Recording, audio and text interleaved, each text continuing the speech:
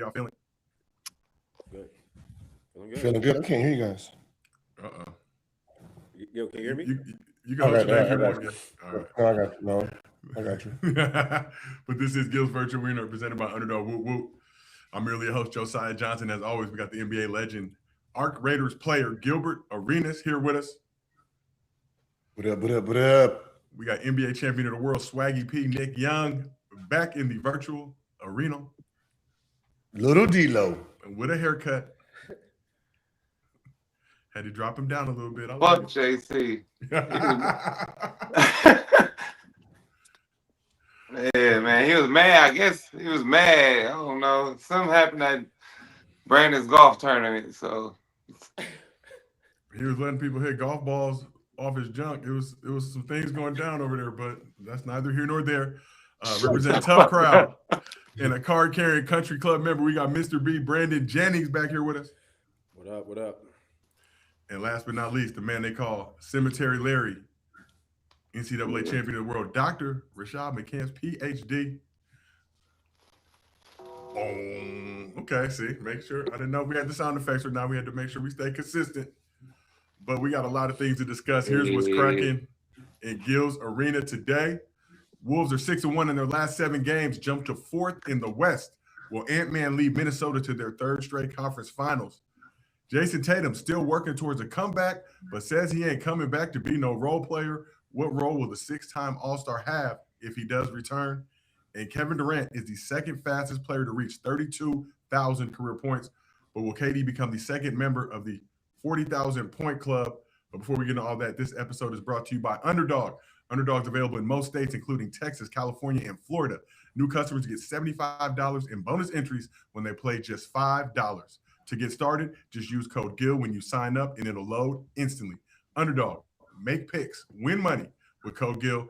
And if you can't watch the virtual arena with us live on YouTube, we got audio versions available on Apple, Spotify, wherever you get your podcast from. So we're going to start this off in the West. Anthony Edwards, Chris Finch have been together in Minnesota for nearly all of the past 6 seasons. And in that time, they've had some heated exchanges. This past Thursday, no different. During the Wolves' win over the Clippers in L.A., and Ant-Man's first trip back to the Intuit Dome since winning All-Star Game MVP.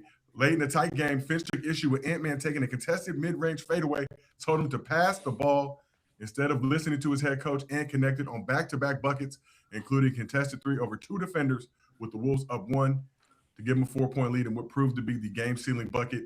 After hitting the shot, Ant-Man got in Finch's face, told him, "This is what the F I do."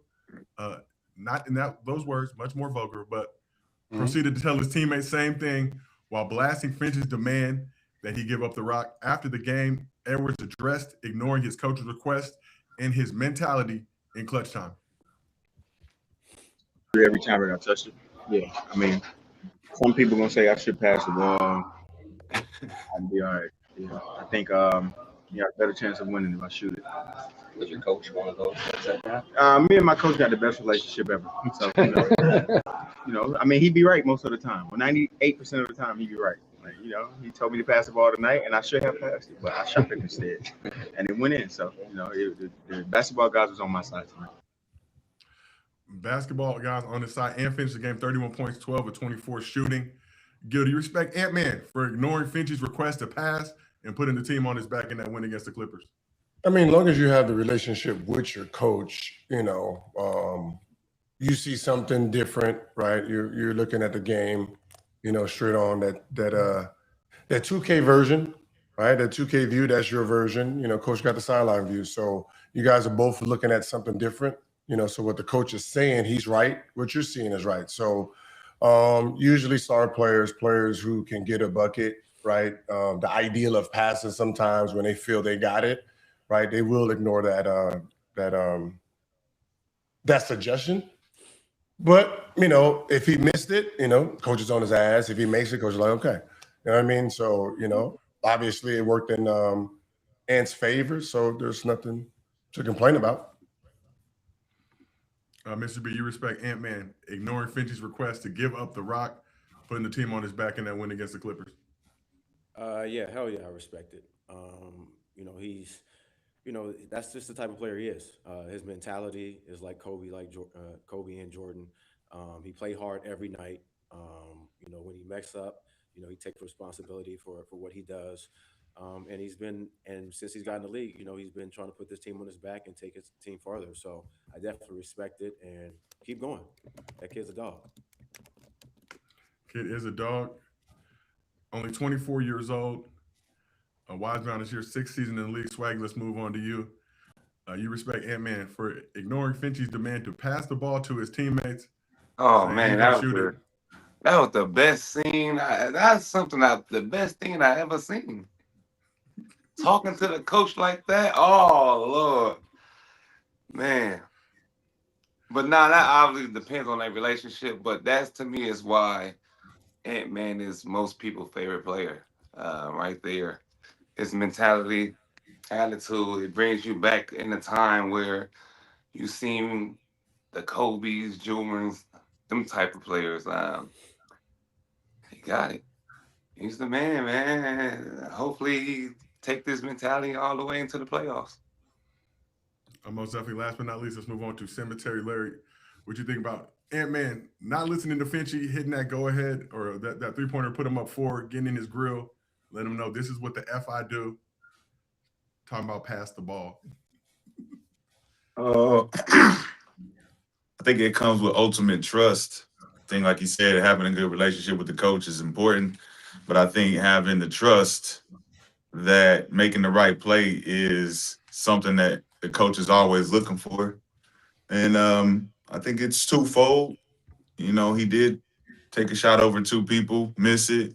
Coach didn't like that shot. Maybe somebody was open, but he ended up doing the same shot again and making it. So it's ultimately having the trust in your player to make plays. I think sometimes the coaches go overboard with what they see, you know, kind of like what Gil just said, the viewpoint from the sideline to the first person. And Ant is always going to see his shot as being the most important shot, especially when he has the ball. But the coach is always going to see something different. So I think with this particular scenario for Ant-Man, he wants the trust from his coach so he don't have to hear shit like that. Like, trust me, I got the ball. This is what I do. Don't be trying to tell me to pass it unless I see it. I'll pass it. And if I don't got it, it's on me. I have to take that. I think that he's willing to do that too. I think he's willing to take the blame if he was to miss that shot in the corner. And everything turns around and everybody's looking at him like, damn, the nigga told you to pass it the last possession and you went and shot it again and you missed it. You know, that dynamic would be totally different. But he said the basketball guys was in his favor, and that made more sense when the ball do go in because you want that trust. You want those moments. And I think that he's growing into that. He's growing into not forcing these moments. He's living, you know, day by day, going through the flow of the game, and it's benefiting him a lot. Yeah, Seth Finchie, 90% right, but that 2%. 90, yeah. One of those moments. Yeah, you're 98% right, but there's 2% right here. I got to go ahead and take this. Like you said, I know what I'm seeing. It's a little bit different that I'm out here living in this game right now. But Gil wanted to ask you, as the go-to guy, put in situations like that, how should you approach knowing when to facilitate and when to take over a game in a moment like that? Time, possession, which teammate is, you know, lukewarm, hot, who's in sync, who's in rhythm, what are they actually doing for me to pass the ball? So, you know, I used to talk to Eddie Jordan, you know, after games sometimes when he says pass the ball, and we're both looking at the film, and I'm like, well, I'm open. And when he explained it, it made sense. He said, look, obviously they're going to start doubling at some point. So if you keep the defense honest by passing the ball here and there, when they do decide to double, when it's time to get those buckets, they'll be hesitant to come double. And that little hesitation from fully doubling, that's your shot. So when he put it in those perspectives, and you know, now he's telling me to pass the ball, okay, let me throw it, get off of it, instead of saying, no, I got this, right? This ain't nothing, I'm gonna just burn by burn. He said, you got to set him up for the long game. You got to play chess out there, right? So you have to give up this shot to give up, to get 2 shots. Have you ever shot over a double team, Gil? Average 29. Do you know what that feel like though? Like, I averaged 29 in the NBA. That means I shot over 5 people before. Plenty of time. No, I don't think I've seen one of those. all yours is one-on-one, hands in the air. I don't think your game winners are two people like that. I waved off all 5 players, waved off the coaches, the ref. Right, there's plenty. It's a sub. You come and sub me in, get the fuck out of here. I done did an average 29. Right, that means I've done everything under the sun when it came to trying to put the ball in the basket. But you also have 2 other people that average 20. Yeah. So it's hard to double team somebody like that. So if I'm averaging 29 with 2 other people averaging 20, that means we got to the yams quick. But that's wrong. But Ant's situation, they always double team him, and it's good to finally see him shoot over double teams. Like in the playoffs, that's all like Denver did, and he don't got nobody else. 2 other people averaging 20. I feel like. Just go watch film. I was getting quadruple team as a rookie because I wouldn't pass the ball. No, yeah, that team is different. That team right there. Bobby Sir and shit, yeah, you have to shoot over double teams. Yeah. So I did it before. And let's talk about another side of that. So and followed it up there to win over the Nuggets. He was getting doubled in that game. They ended up not getting swept in that season series, getting their first win over the Nuggets. But he said his approach to double teams changed last season. He talked about how much he hated going up against double teams. This time he has a little bit better perspective. Said he trusts his 4 over the other team's 3 when they do decide to do that. So when you just see that growth in Ant-Man, what does that show you as he is playing in his 6th season in the league now?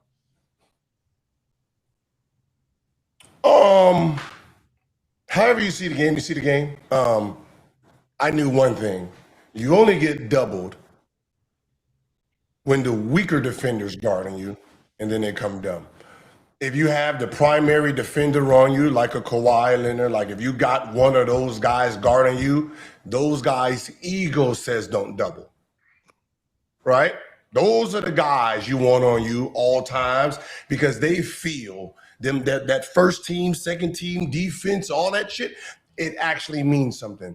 So usually when you're doubling, you have one, you have a off guard, and then the other one comes in, the main guy comes in double. So usually I wanted the best defender on me because that means behind him is weaker defenders.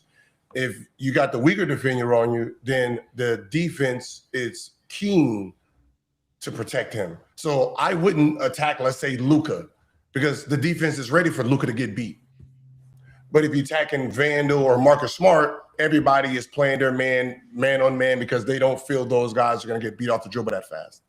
So I went at the head defender. So Wait. I like that he saying shots at me. Wait, hold on. I like that he says his 4. He trusts his 4 better than the other team's 3, but he still shot that bitch on 2 people. Mm-hmm. Wait, wouldn't it be an easier shot on Luka though? Because I can get into my shot easier. Because my first move, Luka is done. So why would I want the best defender on me? I would want Luka on me. Because they keying up on you to drive, but if you wanted to shoot it, yeah. I mean, yeah. I'm just saying I'm going to be able to score regardless. Like my first move, second move, I'm going to be able to get to my shot. So it's going to be easier to score for Luka though, right? Like Kyrie, right? If Steph is sticking him, what is the rest of the defense doing? Right? They're going to be coming over. They're going to be loading up. So it's going to be a little harder to do that because they are prepared for Steph to get beat. Now, if Clay's guarding them, it's one-on-one. Nobody's helping because they're not. They trust Clay. Those are the ones you take off because nobody is expecting Clay to get beat off the dribble and get to the. So I always wanted the main guy on me. I think his statement, him trusting his 4, is twofold based on them knowing that he gonna take the shot and then him trusting if he don't take the shot, who is gonna pick up the pieces for him. I think watching the game, going to Rudy and then making Rudy make the play. Surprisingly, Rudy was making the play in that mid and passing to the wings. It's up to DiVincenzo and Nas Reed and McDaniels to hit them shots and Asumu. I think he really in a good place right now. I think decision making, like Nick said, being able to actually hit shots over the double team and practicing that, knowing and getting comfortable with that is gonna let the team know that he can do that. And when you can do that, I think it gives trust on both sides where he does give the ball up. He's not a habitual ball hog. I think he knows in certain areas of the game where he need to take it. Like he said at the end, he said, I was gonna shoot that bitch every time I touched it. It's because it's his responsibility to take the team over the top because he's going to get criticized if he don't. Yeah. And I think that's what the coach needs to understand in those moments, that if he don't take the shot, you're going to be like, why you ain't take the shot? Yeah. And then it's up to him to really have the discernment to say, fuck all that. We're not even going to have that conversation. You're not going to pin that on me. I'm going to shoot that bitch because I'm the only one on here that can. And I like that about him. Yeah, and I mean, I think that mentality shifts game to game. Like we're talking about that Clippers game. He made those comments about the doubles, I believe, after that Nuggets game. He finished that game with 21 points, but was able to, play a different type of game. And I think for him, just having the perspective, I'm going to do what I have to do to win. Sometimes it's my night. I got to take this thing over, get the 30-piece. Other times I can trust my teammates, trust the DiVincenzo's, Bones Highland, Nas Reed, like you said, AO, and the rest of that crew to get it done for me as well. But let's keep this thing moving, grooving. So like I said, they beat the Nuggets. Oh, you at a hotel? Yeah, I got kicked out the house. Yeah. How it goes.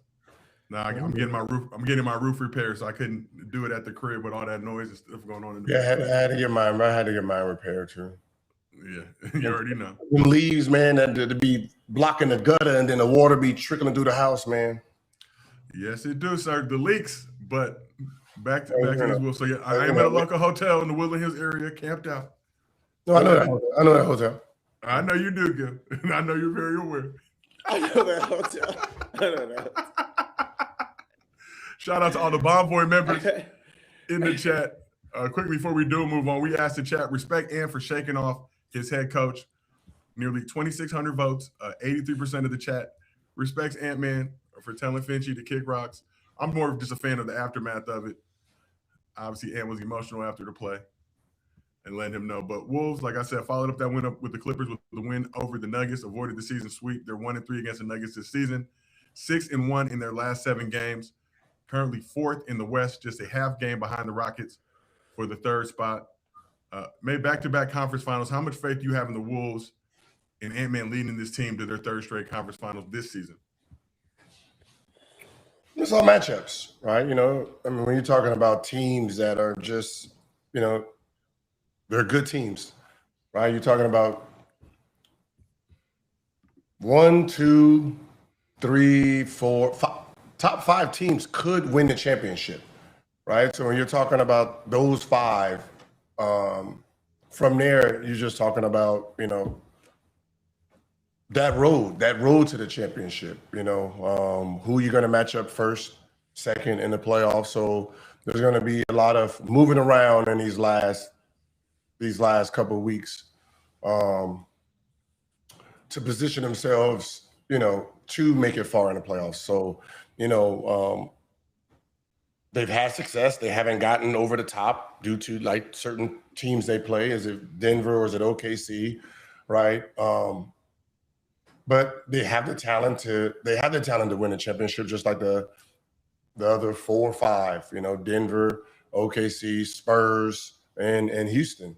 So just placing themselves in the right situation could lead to Western Conference Finals and the champ.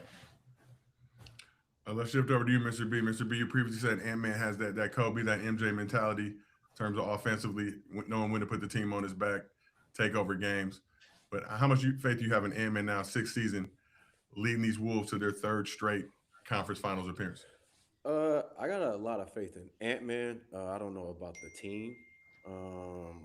Just because, their record in the West is 23-17 against Western Conference teams. But, if they meet up a team like Denver right now, they're, I don't see them getting past Denver in the first round, if it was to end today. So I think they got a lot of work to do as far as trying to move away from Denver. And I think they have a better chance of, getting out the first round. But if it ends today, I don't see it.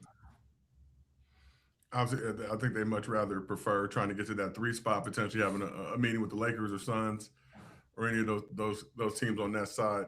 Mm-hmm. But let's move over to you, Cemetery Larry.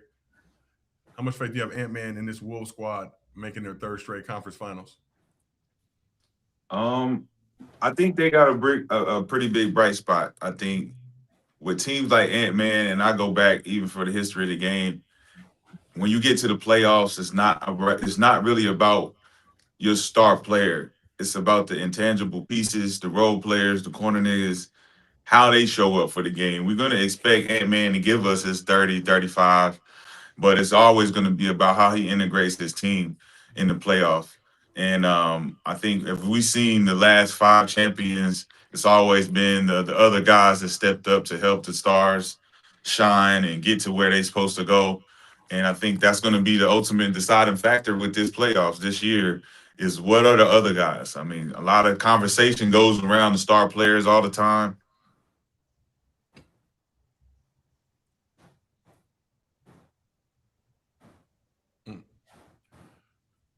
The shot. Okay, there we go. It's always going to be about those other guys and what they do to step up to the plate. And when you have essentially some guys that could go out there and give you 15, 20, and there's 4 or more of those guys, I think Ant-Man may have a chance, but I think DiVincenzo's a little bit erratic. I think McDaniels is a little bit erratic. You can't trust Rudy Gobert to get you 15, 20 every night. Man. Nas Reed, really, he kind of plays like Bobby Portis now. You really don't know how or when he's going to show up for a big game. So I can trust him as far as I can throw him. And I think for the most part, I got them as a sleeper, but I ain't going to sleep too long. I ain't going to sleep too long for it. I don't know. It's up in the air, though. On this Minnesota team? Yeah, I mean that road to the conference finals. Oh, y'all It's going to be a crazy. meeting with OKC or San Antonio. That's what obviously it's going to look like in that second round. So having to get past either Oh, they defending could play. champs. They can walk some guys down. I think they can walk some people down, but it's all every series I think should be tight. I think it's going to be tight series with them No. in the playoffs. They're not going to dominate no series. No. No. I mean they're 0-2 against the Lakers. If they They're man, they're stop, 0-2 against the man, Suns. stop. So you saying if What they play the is- Lakers, it's gonna be tough? I said it's going to be Yes. tight. It's going to be Yes. tight. What was Dude, all right? dude, So they- what was dude. different from last year and this year? Like, and we got a better Ant-Man. I feel like.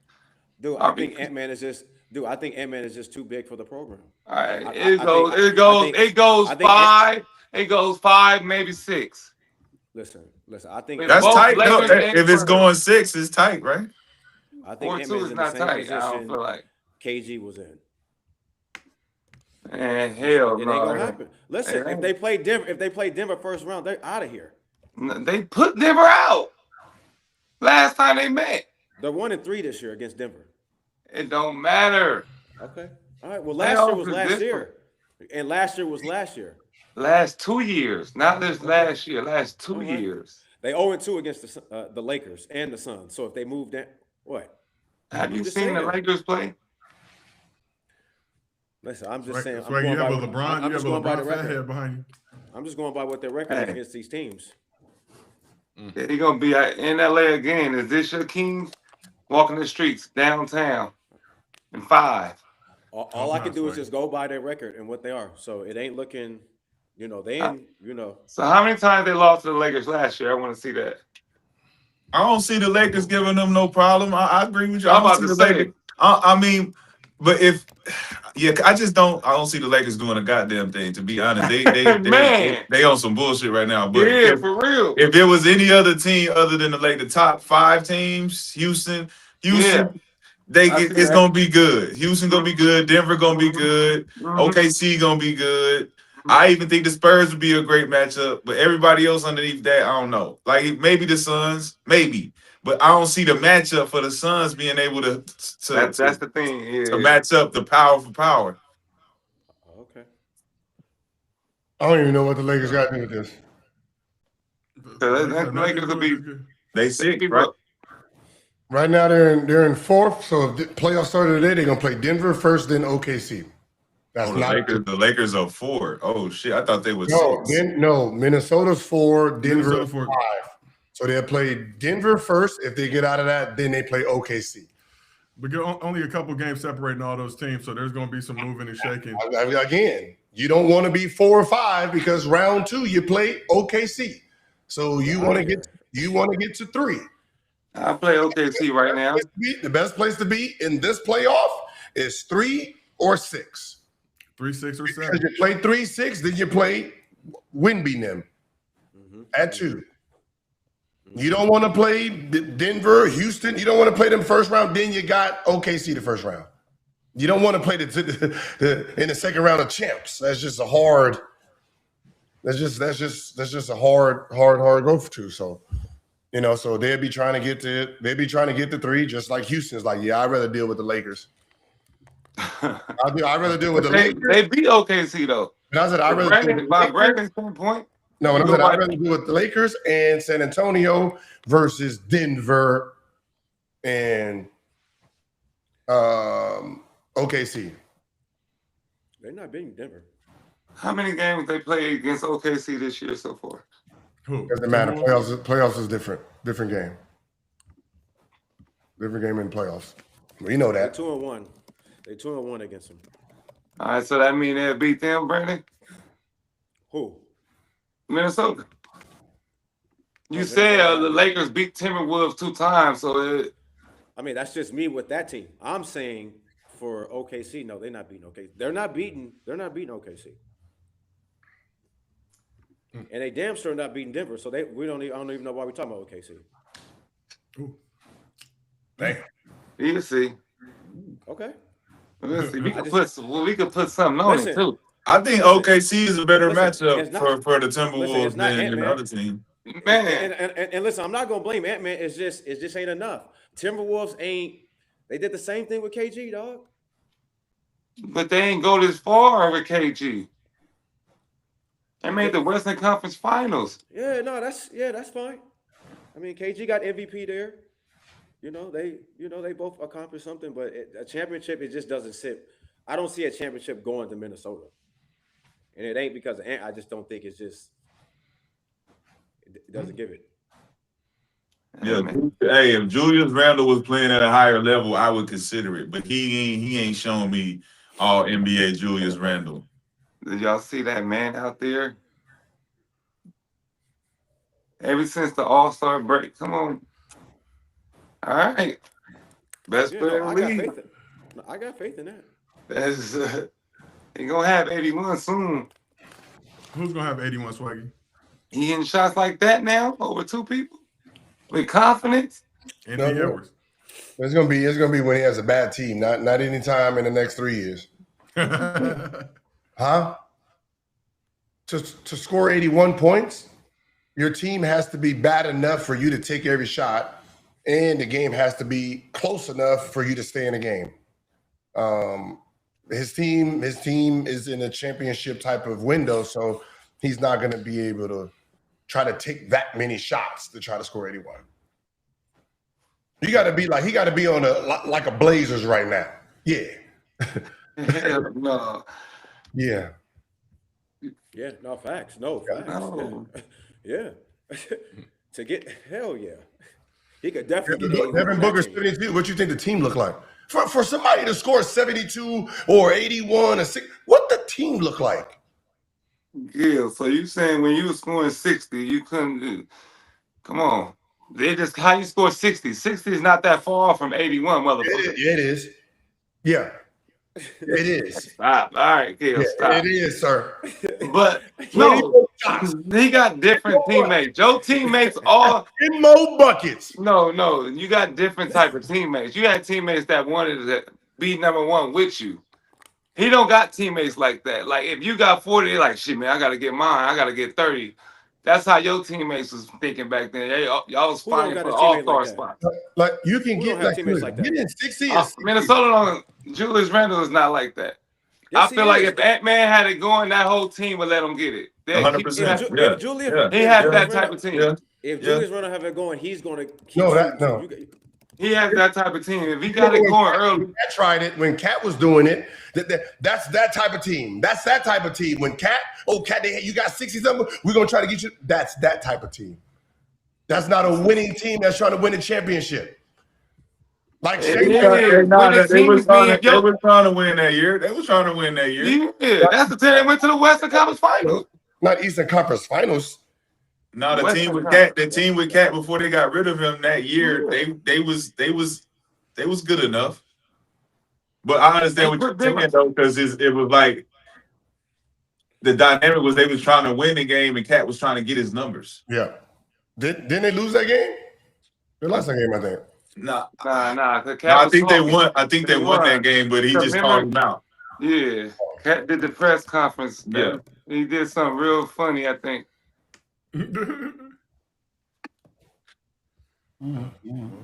All right. Well, But you don't think he had that type of teammates, Gil? it's He like don't got the Quran and Julius is Quran. no, shut the. I mean, no. The Quran. No, because no. Listen, Quran just didn't pass it to you. You didn't earn it. That's No. very different. Very I different. didn't pass to none of you motherfuckers. He got the ball in one spot. Hey, tough juice. Our tough juice. Yeah, tough juice. Got the ball in that same spot. Gil, I'm gonna fuck what you on. Yeah, see, that's the tough juice you know. That wasn't all the tough juice I know. Yeah, no, man. I'm sorry. That's when you was there too. So I said you was there. But I was a 3-time All-Star, All-NBA before you got there. I didn't do nothing when you got there. I was hurt when you got there. You got the most money ever in your life when I got there. Yeah, because what I already did before you got there. I know that, Gil. But the team looked like before you got there. You don't know everyone's role before you got there. All right. I just know the mentality. I know the mentality. Once I was out, the mentality changed. Like when Kobe was there with you early, you had a mentality. When he was off the floor for a period of time, your mentality changed. Now imagine if you made an all-star when Kobe wasn't there. And then Kobe tried to limp his way back in there. You're going to be like, whoa, what is this over here? So, yeah, and then you have a different attitude. He wasn't an all-star with you? No, he made all-star, no. I mean, it was me and I thought he was all-star. I made it with all-star. And then when I got hurt, Quran took over, and then it was Quran. Oh, my bad. Yeah. Well, he still was fighting for that spot. Now, when I got hurt, it was his. No, I'm talking about for that second spot. Yeah, when I was playing. Yeah. How about that? He came in at the six. He came in as he came to us as a 6-man. I remember he came to me. He came to us as a 6-man. They picked him for a 6-man, and the way he was playing off the bench, like dog, it was like yo, he can't be on it no more. It was like 10 games, and then he's a starter. He's like he went from 6-man to the 3rd option, just like that. 10 games, 3rd option. Like man, that's your son. Nigga, that ain't me. Oh. That's why he does not have sound effect control, Gil. But last thing on the Ant-Man front before we move on. So Ant 3rd in the league in scoring this season. He's averaging a career high 29.5 points per game. We're going to round up to 30 because that's what we do here in Gil's Virtual Arena. Along with career best of 49% from the field, nearly 40% from 3. Scoring averages gone up in each of his first 6 seasons in the league. So when you look at Ant-Man, what growth have you seen in Ant-Man's game the past few seasons, and what areas does he still need to develop? I mean, if you just look at how he's played, what the critics said last year, he's cleaned that up. What they said 2 years ago, he cleaned it up last year. So, he's one of those guys, if you nitpick at his game, he goes into the summer, he works on that. So with age comes wisdom, and he's just getting wiser at the things he does, right? The skill set is the skill set.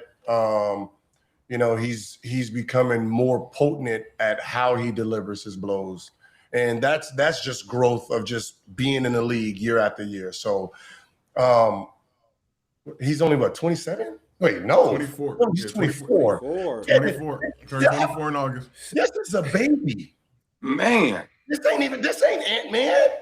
This is a man that's just coming out there just playing excited. This is not the Anthony Edwards, Ant-Man, Mr. Adidas.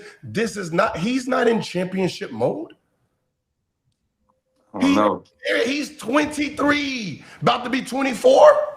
24. He turned 24 in August, so he'll be 25. Listen.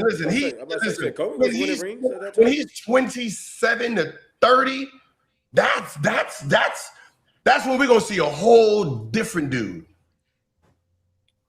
That's when he's going to understand everything about this game. That's a scary look. That's when he's gonna get traded to the Lakers. What I mean by this is That's when he's gonna be a Laker, though.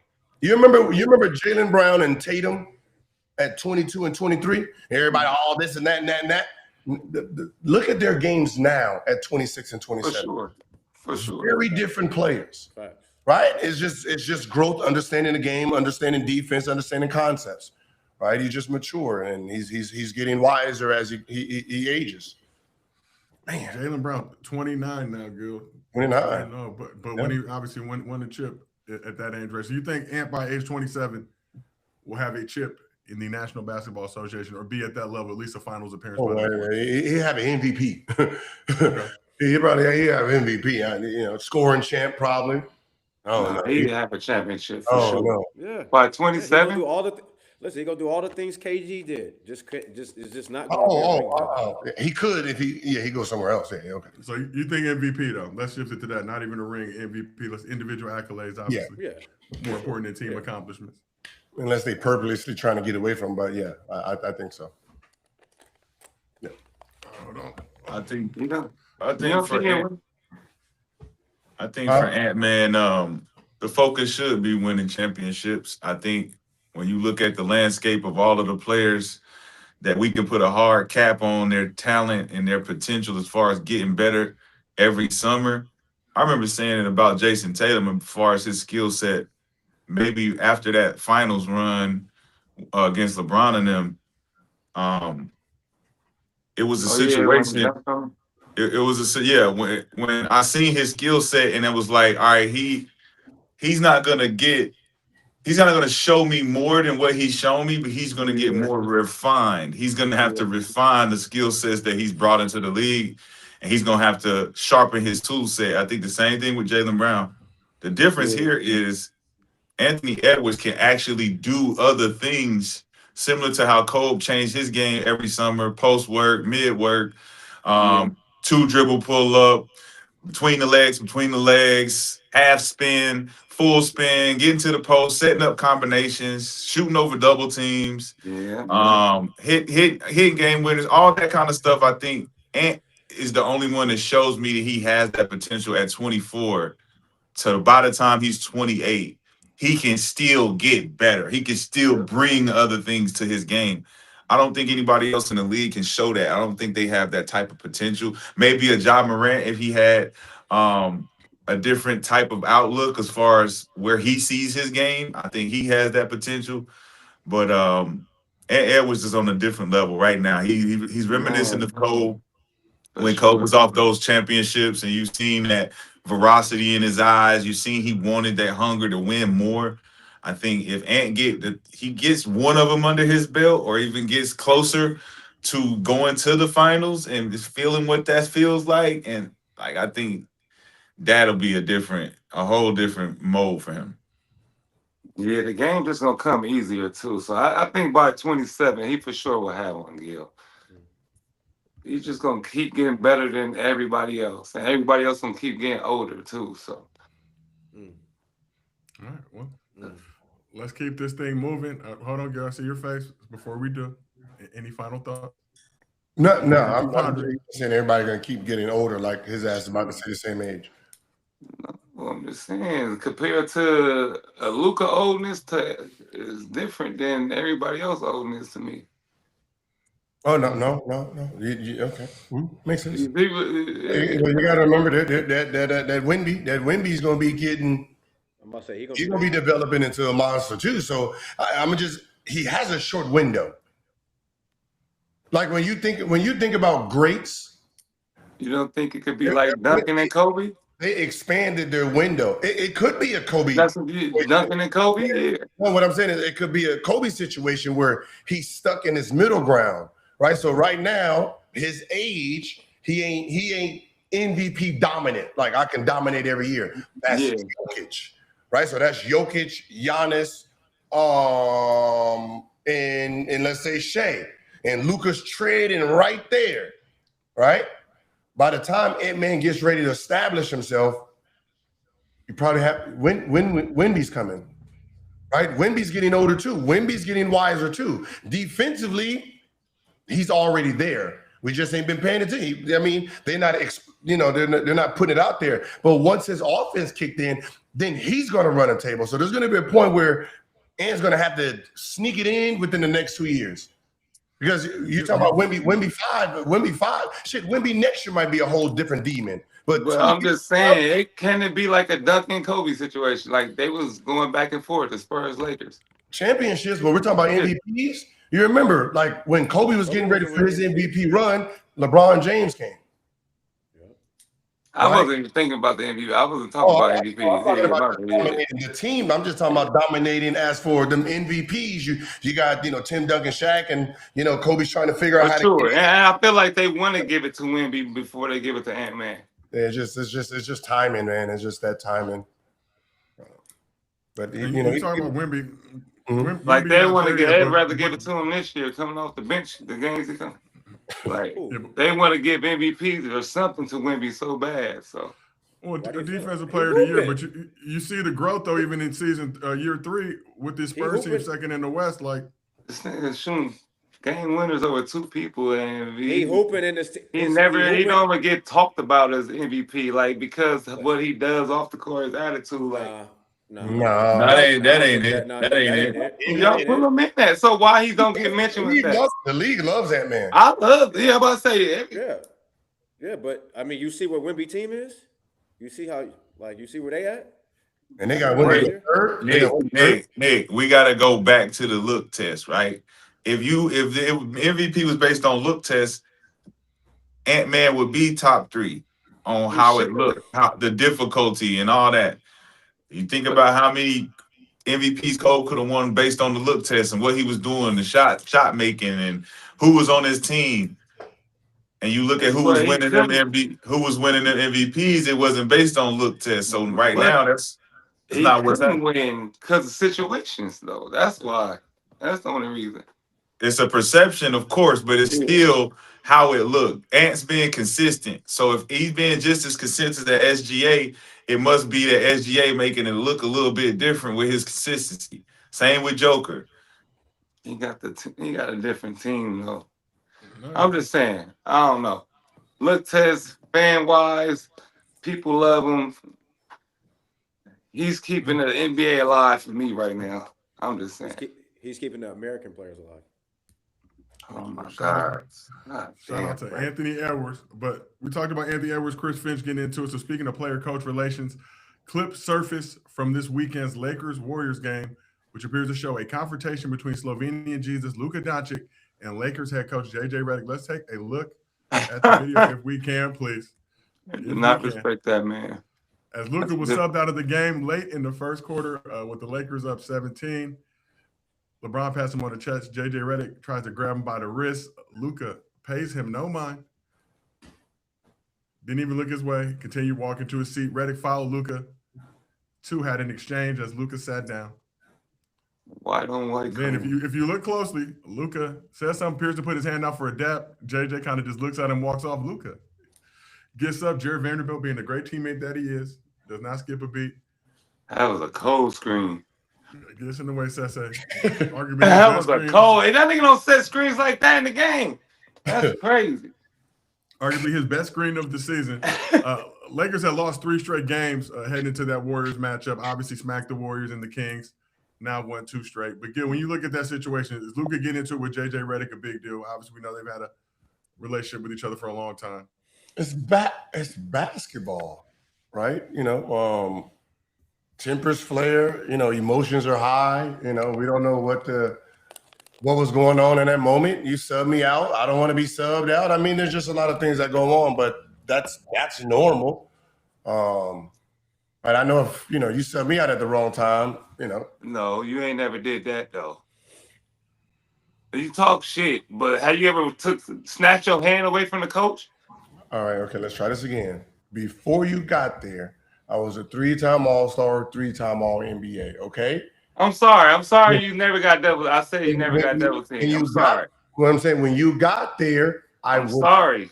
I was chilled. So I'm sorry. Okay, let's try this again. Let's just try to understand. Before you got there, I was a dialed-in player. Okay? When you got there, I was chill. So whatever you did, I didn't care. I was hurt. You know, I'm not talking about that, but So what as I'm your saying is personality, though. before you got there, all that extra shit, you're subbing me out. I don't give a fuck how many fouls I got. There was a problem. You might want to look at some of the minutes I played. The backup point guard, minute and a half. Minute and a half. That's all you got. That's all you're getting. I'm playing 48. Don't sub me when we have a problem. But have you ever showed your coach up by snatching your hand? No, watch out, man. Man, I told you don't sub me. Watch out. My bad. Sub myself back in. I got subbed out. I walk right to the what's the name? Right back. Let's go. Yeah. Thank you for teaching the kids to do that. You asked the question. Swaggy, the kids already, I'm going to be honest, the kids already know. I didn't kids teach already you know. nothing. They I don't just listen. told you what I did. I just told you what I did. I'm trying to win. Hey, first of all, Swaggy, wasn't you? Wait, Swaggy. And this was a dial down me. What happened during that? Was it the Boston? I remember, though. But I just don't remember. That was a dial down me. How did I sound then? If the motherfuckers ain't ready, don't put their asses in the game. That was dial down, GA. But I'm saying that would have been a bigger deal. I never seen nobody like shove the coach hand out the way back in the day. That's my thing. They didn't show that type of stuff. He was probably trying to tell him why I'm subbing you out, and he was like, I don't want to hear it. Probably one of those. I mean, Mr. B, what you got? I feel like they're gonna have to, if they can't get it done this year, they're gonna have to change coaches. Yeah. I can definitely see that happening. For sure. Also, just like seeing stuff like that with Luka. I mean, he's always does this with coaches, and when he doesn't get his way, he just always be like pouting and don't want to play. Man, is it a European thing, Mr. B? I don't know if the Lakers could win a championship with him like that. Trade. I don't know, man. I just don't know if the Lakers can win a championship like that with him. I mean, because it's like, yes, he's great offensively, but it's like, what he else? don't be doing nothing on the other end. What else? Yeah. So to be fair, to be mad at JJ, yeah, I know JJ rotations and schemes and stuff is not all like that, but it's still like, I don't know.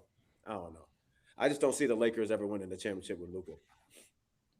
So, Mr. B, JJ Redick, Luka both got extensions this offseason. Reports are that they've compared JJ. A lot of people in the Lakers organization feel like he could be the next Pat Riley type to lead this Lakers squad in the future. But you think what do they need to do this season to make sure that he keeps his job? No, I'm not saying no. JJ wants the way JJ wants to win. I just don't think it's going to fit there for the Lakers.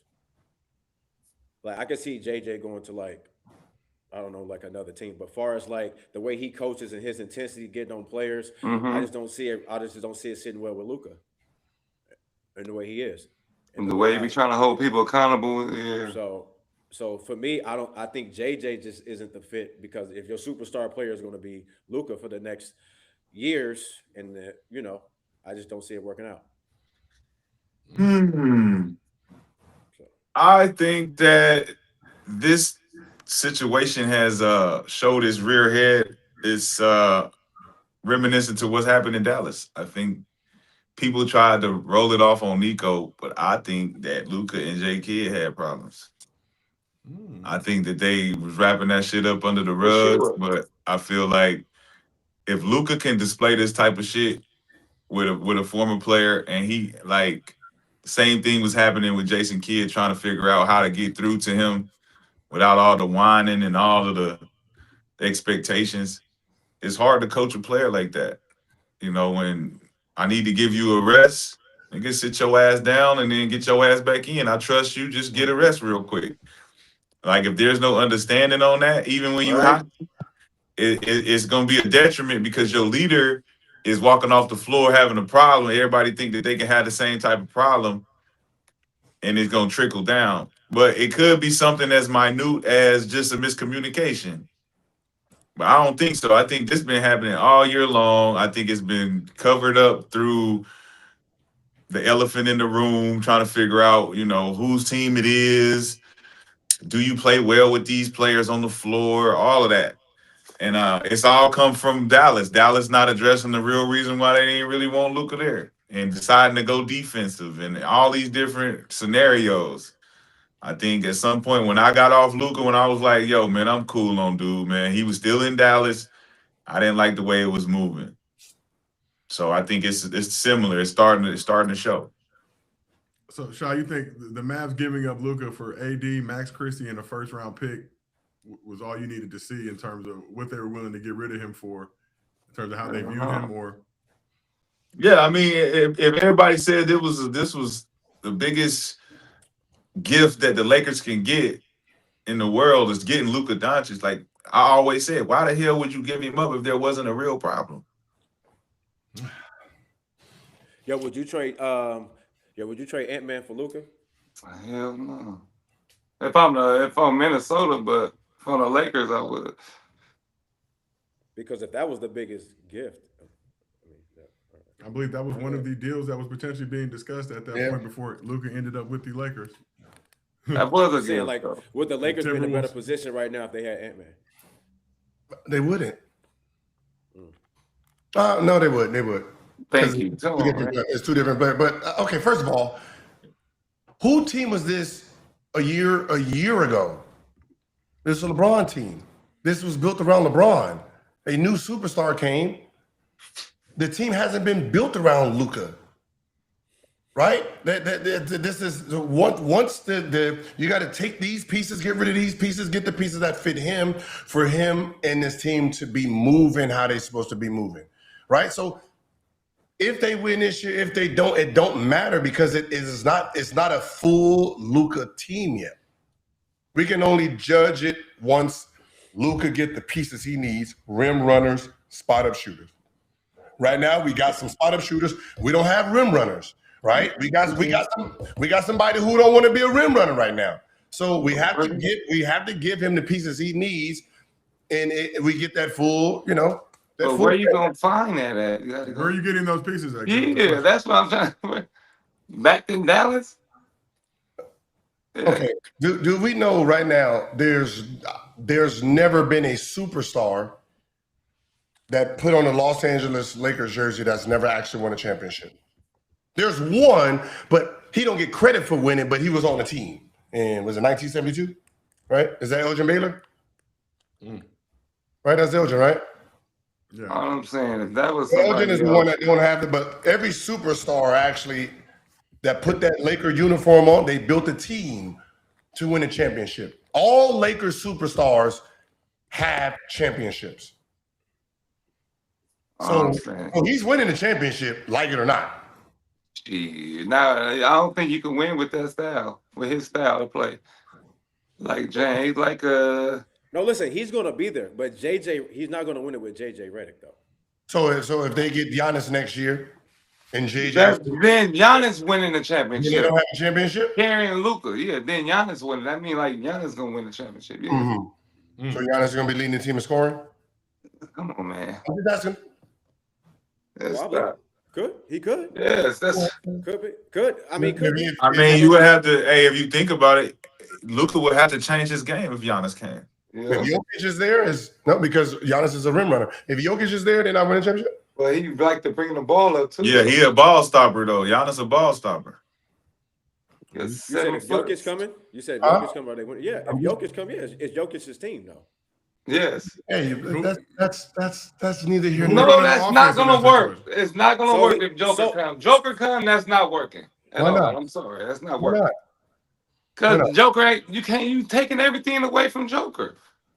There's only one ball out there. Niggas gonna be trying to do the same passes to each other. Okay. Damn, doing the same fucking step back. That shit is not working. Too fat, slow nigga. Come on, man. All that damn old nigga, the old good nigga in the gym that make all the right plays and pass. That shit is not working. They both play together. Euro basketball, they all do the same thing. It's 5 players doing the same Man, thing. be hiding and shit. If this was Ja or an American doing it, it'd have been everywhere. We didn't have Be protecting these. No, we're just saying. No, I don't know what you're talking about now. We're just saying it's 2 Euros on the same team. They just do the same thing. Pass, shoot, Man, pass. that's why they get their ass whooped all the time. God damn. Okay. But yes, Gil, if Jokic is going over there, yes, they are. They're definitely Okay. winning. That's all. No, they're not. Okay. So far, Nick. They're not. I'm sorry. Okay, I'm not. Let's just try this. Let's just do stats, right? If the Lakers superstars, if there's been 20 of them, it's 19.5 out of 20. The one that didn't get it, he don't get credit for it, but he was on the team. So that means everyone that they said is a superstar has won a championship. I'm just going with the facts that are there. That's all. All right. So if I had to put my life on it, I'm going to put my life that Luka will have a championship before he's retired. Just you know, odds are in my favor. Is all I'm saying. You know. I didn't know if that. I thought we just talked about everybody else getting better not too long ago with Ant-Man. You know. But you know the Lakers is the team that can get it, man. Are you forgetting who they are in the league? You know, if they want you, they get you, you know? So Ant-Man could be there with Luka, you know. He said anything now, bro. Swaggy Renner's done, as you know. I mean, did you think Kobe was going to get Dwight Howard and Steve Nash over there? If Steve Nash back didn't go out, I mean, did you think that was going to happen? Come on. Steve was 38 though. Did you think LeBron James was going to be there? Ring chasing at that moment. Did you think Anthony Davis was going to be traded there when LeBron got there? No. Did you think Luka was going to be there? No. Did not. Come on. So when LeBron leaves, there's going to be a surprise trade. You're going to be like, oh, my God, I didn't think this was going to happen. Don't you think? When LeBron leaves, when do you feel like that'll be, though? Is it this season? Is it next season? I mean, after this season? It's summer. This summer? Like leave the NBA? No. Retire? You think he's coming back to the Lakers if he does come back for his 24th season? I don't know. I mean, at that point, there's a wherever he goes, he's going to enhance the team. Yeah. Structurally, if they're already set, right? If Cleveland is the way Cleveland is, and he goes there and takes a low pay, right? That goddamn. If he goes to the New York Knicks, we got to remember he's a free agent, so whatever the team is, he can just sign there for whatever money he wants to stay under the cap, right? And that's the problem with LeBron James being a free agent. Because he can sign for whatever he wants. So if he really wants the championship that bad, he can go wherever he wants to go to get that championship because he can sign veteran minimum. Yeah. And that's what people don't understand. See, people put him at the 50, but he can do whatever he wants.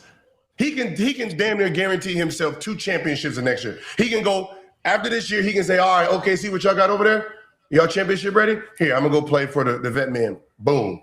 Ant-Man, what you got? I'm gonna play for him. He can do that. Right? He can chase those 2 if he wanted to. He could do that, but we know LeBron very frugal, loves bread. Putting up the number he's putting up.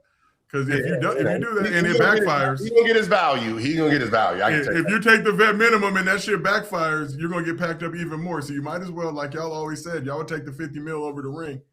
You know the funny thing is the people who gonna pack him out is the people who did the same shit. But at his age, he's supposed to be taking no contracts. Huh? At his age, realistically, he's supposed to be getting vet minimums though. Averaging 22? In real life, at 40, most 40-year-olds. Yeah, the age, yeah. Yeah, at his age. Averaging 22, 7, and 6? I'm just saying, age-wise, I never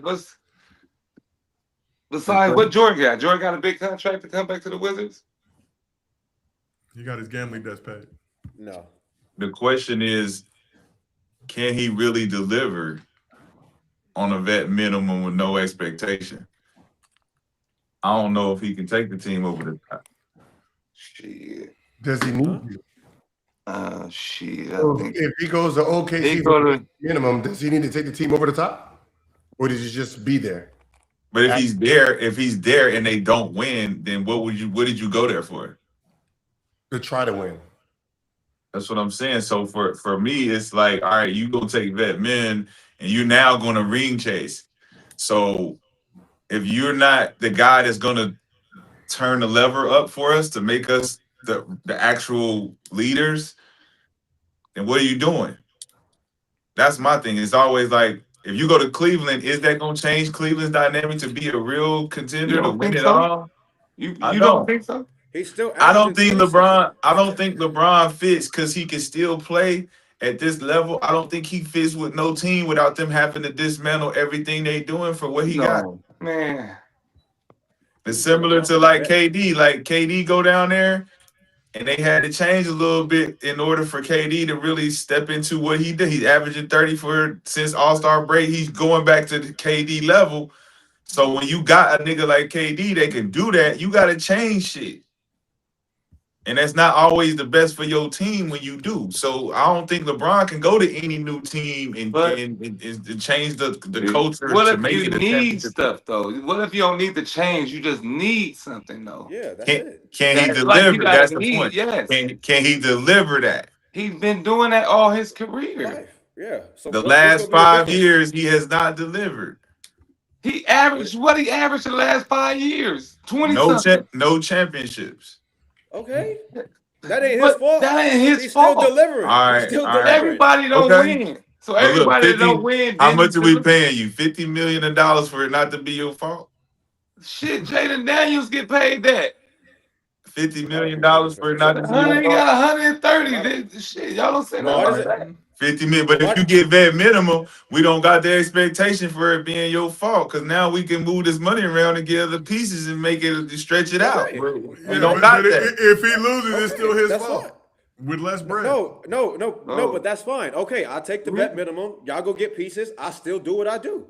Ain't nothing gonna hurt. But it's what you do. But that's what I'm saying. better, It's though. what you do. Is that gonna win us championships? Doing what I do, is that gonna You have win to us wait- championships? You have to wait to see. I mean, I'm See, sure if he's I on the think we're so used to him trading. Remember, trading meaning you're losing pieces. Yeah. He's a free agent, meaning he can sign for whatever he wants. So if every team stays the same way, if he goes to OKC, you don't think they're going to win a championship that year?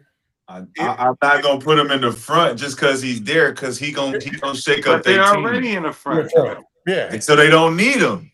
I didn't say that. I said he can go if he's chasing a ring. He can go there. They're already a championship team. He can just add himself and be, instead of Hartenstein being down there, it's him. No, and I would not put him in the front as a contender because that's a liability now because he don't play defense like Hartenstein. Man. He don't offensive rebound like Hartenstein. He don't get extra possessions. He don't run the floor like Hartenstein. It's different. That's why I say he has to be put in a perfect situation. He has to be put in a perfect situation where it makes sense for him and the team. Where, all He right, don't have this to be is it. Hartenstein. What if LeBron wanted to be the sixth man? So that means LeBron's going to be at the 5. And that's a liability. So what if they wanted to be him sixth man sometime? Like LeBron could be. And you put him on San Antonio for next year. Keep the same team, add him. Championship. I mean, that's what I said. You're not losing anything because he gets to sign where he wants. That's what I said. It's scary because if he wakes up and says, you know what, I don't want my value. I want the ring. Now he just waits the whole summer, wait till everybody's set, and then just pick the top, the team he thinks is 99% going to win. That's all he has to do. But that's what I'm saying. If he's picking the team that he thinks can win, is that the team that he fits best with? Or is that just the team he think is the best team? That's what I'm saying. I'm thinking it's fit for him. It's not who the best team out there is. It's who do I think I can fit in with that actually take him over the top. What if he went to Denver? You don't think he fit there? Yeah. He fits. He would be playing Aaron everywhere. Gordon. He would be playing Aaron Gordon's role. He can No, fit He can fit anywhere. anywhere, bro. He's not. He's the type of That player. nigga was playing this. He's playing Aaron Gordon's role. No, That's Aaron Gordon's Aaron role. Gordon down. Aaron Gordon younger. So is he a better Aaron Gordon? No. No, but you could. He don't do what you could Aaron play Gordon. both of them. Aaron Gordon rebounds right now. Aaron Gordon just play all around, plays harder. He plays with a different kind of. But they both could play together. Right. You gonna put Bron at the 3? 7 and 7 that he brings. You gonna put him on the 3? Why not? You can't. He got a guard the 3. It don't mean he. Who said he got to be out there all day? No, but Aaron Gordon can guard the 3 and he could guard the 4. Aaron Gordon is faster and younger. But also, look who Bron playing with too, dog. It's gonna be so easy. Come on. Yeah, but you can put Bron on the Spurs, and he's not a defensive liability with Wemby out there. I'm just saying. But that's a whole different look, right? If you putting Bron out there with Wemby at the 4, he's not a defensive liability. He turns into like, I'm not gonna say turns into. I don't want to say it like it's a bad thing, but I'm like, all right, for how the Spurs play, like Boris Diaw played with the Spurs, where Bron is more of a facilitator in the pinch post. And he's doing all that. Okay. But he's not going to do that for every team. It's a fit. It actually makes sense if it was the Spurs rather than any other team because of who they got on their team. How he would complement those other players without having to take the game over. So what if he wanted to go with Giannis? I don't need to fit at my age anymore. I just want the ring. Like, that's what I'm saying. That's just like CP, though. Like, it's like CP just going to get on somebody's bench and hoping that it work out. And it really, man. If you're gonna play, if you're gonna play and you need to fit in and help the team win, that's one thing. But if you just on the roster, you're just trying to get a chip, that's a whole different conversation. Yeah, I mean, but that's what he has a chance to do whatever he wants by being a free agent. Let's talk about another situation going on with the Lakers briefly before we move on. So Austin Reeves was playing at an all NBA level. Wait, hold on. No, hold on. Hey, BJ. Yeah. Because this is a conversation we do need to have. And it's a one-sided conversation. It's someone like a Luka, right, that don't play defense, right? Okay. But he plays hell of an offense. And that player gets attacked. That's why I was talking about that. Right? Yeah. That player gets attacked. Why doesn't the defensive player who can't play no offense, no one says nothing? They attack play him more. They attack Rudy Gobert all the time. No. Defense attack him. Yeah, but the media does too. Everybody. No. Everybody attacks Rudy. Yeah, but Gobert gets played off the floor. Gobert gets played off the floor. He gets played off the floor. The media don't attack. The fans don't attack him. Right? It seems like if you're a liability off defensively, you're a liability offensively because no one's guarding you. It's the same thing. No. And I can tell you this, it's even worse. It's even worse on majority of the teams. If an offensive player who's that high level that don't play defense, 98% of the players he's playing with are liabilities offensively. Because when you're talking about Luka's offense, the defensive version that looks like that is Dennis Rodman, Draymond Green, Rudy, Ben Wallace. That's the player that needs to be on the defensive side that don't play offense. So if you just have a regular ass like a Vando, you shouldn't be on the floor because you're not impacting the game enough to not bring no offense. But you are. You see, the dynamic, what you talk about is an offensive player who's MVP considerate is going to be based on his offensive skill set, whether it's assisting, whether it's scoring the ball, whether it's offensive rebounds, all of these other things offensively. We pay homage to the offensive players, where a defensive player like a Marcus Smart, he's not going to get criticized for not shooting the ball over 40% from the three, all of these other dynamics offensively, because the defensive metric is not respected enough for us to consider it XYZ, just like Draymond. Draymond is another guy. He does get criticized offensively for not being able to be a guy we need to guard on the perimeter, but he actually does bring the grit. He plays hard, the attention to detail, all the small things that we do give credit for, but it's not enough when it adds up to the offense. You can't give him no credit. I don't expect that. The teams will pick. Like if you ask every team, teams will pick PJ Tucker over like a Jamal Crawford to be on their starting lineup. Why? Okay. Just because defense. No. Yeah. No. It's because we got a guy that can come off the bench with the second unit to give us 30 fucking points. PJ not going to be able to do that. PJ, it works in a dimension where we need you to guard one of the best players on the floor in the starting five on the other team, Jamal. When the second unit comes out, we don't need to muddle this first unit up with a bunch of scores. You come off on the second unit and you got 30. It's different. You don't even have to play no defense, Jamal. Just do your thing. Perfect. But you know that because you was in that position too. If you started,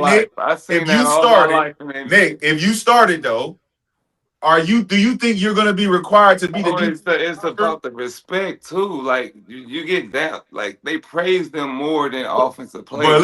But are you gonna be expected? Are you gonna be expected to be the defensive stopper if you were in the starting lineup? You praise no. You know what we saying though. I'm asking you, would you be expected to be the stopper? Okay. No, right? But if you got PJ on the same team you on, man, we would much rather have PJ start so he can give us defense. And Nick, you come in like Ginobili did in the first 3 minutes of the game. We sub you early because we know what you're gonna do. But that's the problem.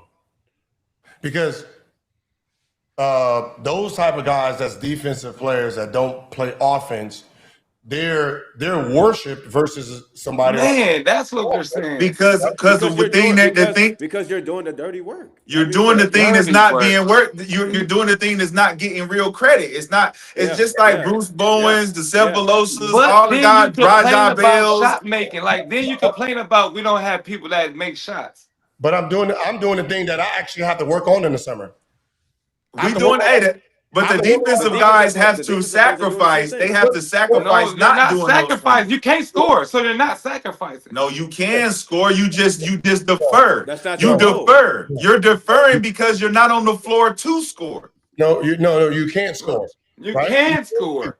Right? If you're shooting shots. You're not. All right. So look, instead of shooting, I drive it. Right. Instead of me shooting this wide open three, when on the swing, we get the swing to the corner. They used to tell the non-shooters, you gotta shoot this shot, right? So instead of shooting this shot, we driving that bitch to the bucket and trying to create something that's like, we don't want that, we don't need that, we need you to hit this shot. But you're not in the game to hit the shot. Just like when you know he open, you're open for a reason. We leaving you open because we know you don't want to take this shot. Not that you can't, that you can't. So now listen to what you're saying. Yeah. They're gonna double teaming. They're gonna attack the offensive player, right? Yep. Because he can't play defense. When that same defensive guy is on offense, goes down court. We're gonna pay attention to him. So it's 4-on-5, right? Which you gotta shoot over two people. Which one is harder? But it balances out, don't it? If we going down here and we're attacking Luka on offense, we're attacking him, right? He gets a foul. He comes back down, or we come back down. They leave the guy that Luka can't guard, the defender nigga that's guarding him. We leave him open. He don't get the shot. He airball it. It's a balance. We got a foul on Luka. They got an airball on the other end. You know why? Because most offensive players do the same thing. I'm just gonna guard Vando. Yes. Yeah. Yes. If I'm an offensive player, I'm a guard Vando. So I'm open. You can't take advantage of me because he's not part of your offense. So that's what ends up happening. So what I'm saying is, put them in a pick and roll. They're gonna double team pick and roll. For you to justify going at your best offensive player. So we're not talking about two-way players. We're not talking about the Kobe's and the Jordans, right? We're talking about players who they don't play defense or they can't. So, if you say Trae Young can't play, defense, you said Curry can't play defense, the Lucas don't play defense, the James Hardens don't play defense, right? But they play hell of an offense, right? The defensive player that you need on the floor that don't play offense is a Hall of Famer. Remember, you're talking about a Hall of Famer who's going to be in a Hall of Fame who don't play defense. That means the guy that you got to praise can't be a PJ Tucker. It has to be a Dennis Rodman. It has to be a Ben Wallace. It has to be a Draymond Green. It has to be those, because that's the exact opposite. You can't just take a middle road defensive player who's going to gives you 6. He don't make no all defensive team. That's not the continuity guy. So you want to criticize? So you want to criticize the guy that's not an All NBA defender defending a guy who is a Hall of Fame offensive player? If I'm gonna criticize Luka for his offense, I mean his defense, then Vando, Smart, anybody who's on this team for defense, I gotta criticize you because you're not doing enough. You're not doing enough. Yeah. He's all NBA. He's leading the team in scoring. Are you leading the team in steals? Are you leading the team in fucking deflections or something? You gotta make it up for you to be on this court, or fuck that. I'd rather just get another offensive player. I'd just rather beat you offensively. Because defensive. When it is a Jaden, like a Jaden McDaniels, he can hit shots. He can play on both sides of the ball. He's kind of like a both side player. He's like a both. Yeah, he's but he's not expected to give you. He's not expected to give you all of the shots. Like a player. But that's what happens in the playoffs. That's why they start double teaming Ant-Man. No. But that's why you gotta trust. That's why you gotta trust McDaniels. You gotta trust McDaniels. But he does. He passed the shit out of it when he got double teamed. I'm just talking about those dudes that's just there for defense. Like that. That's all you can do. Like I can't rock with that. Because, unless your shit is elite, you pick it up full court. Like nah, because it's the same as a specialist. It's the same as a 3-point specialist, like an AJ Green. Like you got to say the same thing for AJ Green in comparison to you being a specialist. You only do this one thing that we need you to do. This is why you in the game. I need you to guard like Lou Dort. Hey, bro, I need you to guard this nigga. I need you to make it tough on them. But if you missing shots on the other end, we still getting something from you in the game. Like Caruso's an all NBA player. He's still being aggressive. So I can take that. You're all like, you are a top tier defender. Like that's what I'm saying. I'm talking about if this is a top tier offensive player, and you're talking about his defense. That means a defensive player that don't score. You got to be top tier too. Then you got to be top in your craft. Don't you stand in the starting lineup though? Who's taking 10,000 shots every fucking summer, and you don't do nothing because what you do don't have nothing to do with working it every day. You're not out there doing line drills, boxing motherfuckers out, doing this, running up the hills. No, that's not what you do. The offensive Luka is 2-3 hours a day staying after. You've never seen a defensive player stay after the game working on fucking defensive slides. Never. That's because defense. We need to see more of it, Gil. We need to see it. Wait. Kobe Bryant. Because you're talking about an offensive god. We're talking about defensive players only. But wait. So do we not agree that defense when it comes down to the defensive side? Because the original question was, why are we always talking about players who just play offense, like a Luka? Because the great players did it on both sides of the floor. That's why we're talking about Luka. If you're going to be scoring 29, 30, and doing all these other things, if you can't give us a little effort on the other end, then hell yeah, we talking about you. Kobe Bryant did it. Michael Jordan did it. LeBron James did it. Jaylen Brown did it. If you want to be up there like those type of guys, I need to see it on both ends. If not, then take that scoring shit and go on somewhere. Well, Curry did it. Yeah. And Curry played both sides of the floor. Curry was out there guarding. Yes, he was. No, he was not. Hold on, I'll call Steph right now. Steph wasn't just letting you go. He did play. He wasn't letting you go. Yes. He was trying. Thank you, Nick. Do not do that. Do not do that. He gave effort. He gave effort. But that's what defense is, though. That's what defense is. It's effort and energy, bro. Like that ain't nothing else to. You can't. Like you said, like offensive players don't do that. Again, like you telling me you bring in effort and what was it again? Energy. Effort and energy, right? That gets a pass. But my 2-3 hours a day working on my shot, right? It's good because I can tell you this: as a coach. Steph Curry puts up 30 every goddamn night shooting it from the moon. And I say, hey, play some defense. And he looked me dead in my eye. I say, all right, coach, look, I'm going to play some defense. Can you tell that defensive player Draymond Green going to have to lead us in scoring? He don't got the same skill set as Steph Curry to do that. But listen. But wait. So look, but the difference is Draymond Green's effort and energy on the defensive end, he can't shoot that bitch like Steph, but Steph can give effort and energy just the same as Draymond Green. That's the difference. My effort and energy is going to cost us offense. So when I cost us offense, can you tell him to pick it up on the offense? But that's why you train in the summer, though, right? Is to pick up the pieces of your effort and energy to make you a two-way player. That's the difference. But everybody don't need to be a two-way player. No, I'm saying the effort and energy of you saying, all right, if I give this effort, if you saying, hold on, Nick, if you saying, if I give this effort and energy, then you got to tell this defensive player to pick up the shots that's taken away from my offense, right? But if you're training for both sides of the ball, you never going to say that. You already going to know that I got to give effort and energy just because they going to target me, not because I need to be a good defender. I don't need to be a good defender. I just need to play hard on the defensive end. And but the same thing happened with your ass to play better on offense, so I don't get doubled every goddamn. But the same thing happened with. Never say nothing about the defense getting better offensively. Yes. There's always an offensive player. Like, hey, if you want me to help out here, you got to help out too. But what makes a defender? What makes a defender better on defense? More energy, more effort. Hey. So if you're not giving me none of that, you deserve criticism because you're playing harder on offense than you are on defense. All right. Again, I got another situation. I told a teammate, I got the ball. They doubled me. I threw it to him. Threw it back. I called a timeout. I said, "You're an NBA player. They're doubling you to come to me. That's embarrassing. Sit in the gym, work on your damn shot." But in another situation, what about the U.S. player? Your player says, "You know what? I'm good. Let me go." I'm good.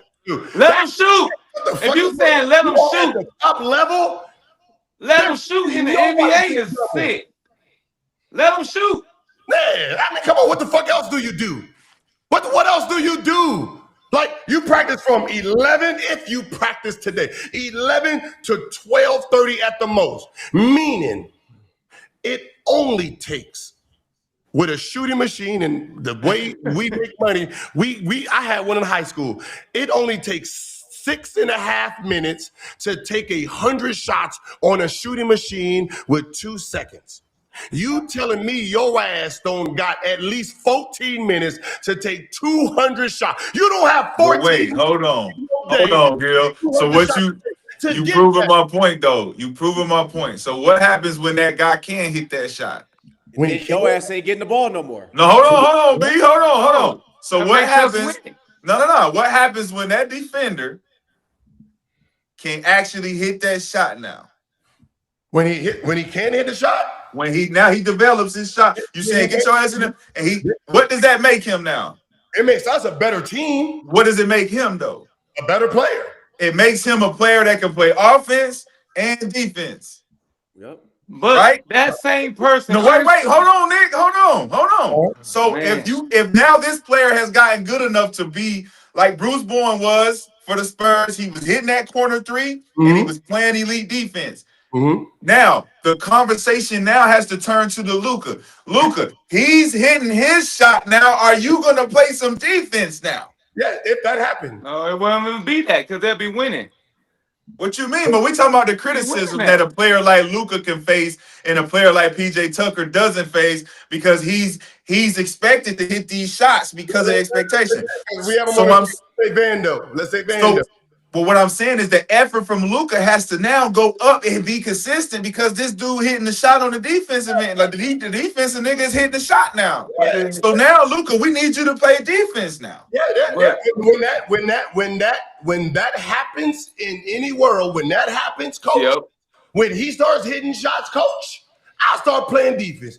But look, he not the leader. He not the leader. Luka's the leader. He got to lead with that. Hey, Luka start playing defense. All of a sudden, magically, Vando shit start falling. Now you just changed it. First you said the defense start hitting shots. That means he has to do it. And then I said, okay, when that happens at any time, during the season. How about a week? Then I'll start playing defense. But I'm saying it shouldn't lead with it happening with the defensive nigga first. It shouldn't have to be him hitting shots first. It should be Luka. Go ahead and play some defense first. No, because you don't get criticized. You get paid for that. See, while you at it, but you don't want me to. You want me to do more. You want me to do more. I get paid to do what I do, but you want me to do more than what I do. I want you to do more of what you do, just like I do more of what I do. See, I play defense. See, what you do is you just drink a Red Bull and you good. Me, I gotta go to sleep early. Me, I gotta wake up, take 200 J's. Yeah, I gotta get stretched. I gotta read motherfucking program. You get paid way more than me, though. You get paid way more, and you the center of attention. You the leader of the team. You're expected to do all of that. Yep. I just get paid to run around and chase these niggas. Yep, and because your man got to come double me. So if you get your shit together over there offensively, we'll be a better team. Steve Kerr just picked you guys are Derek White over Jayson both sides Tatum. of the floor. Derek White got picked over Jayson Tatum. But he played offense, He played offense. He played offense. What you mean? What steal? What you mean? He got picked over Jayson Tatum. Why? He got treated better than Jayson Tatum. Whoa. We not doing nothing about Steve Kerr. There's no we already got treated better. We already so we don't even got. I give you that. We got treated better than Jayson Tatum. Yeah. Come on, man. By the world, by everybody. And White can't do nothing wrong. Klay Thompson got treated better than Porzingis, whatever his name is. We already know. We just look at that and say, you know what? We don't even have to. We don't stop asking questions. Okay. But ask those questions. Hey, but Rashad, back to your point. Just think about the USA team. You got to be able to play both sides of the floor. You keep saying. I'm saying. If you I know.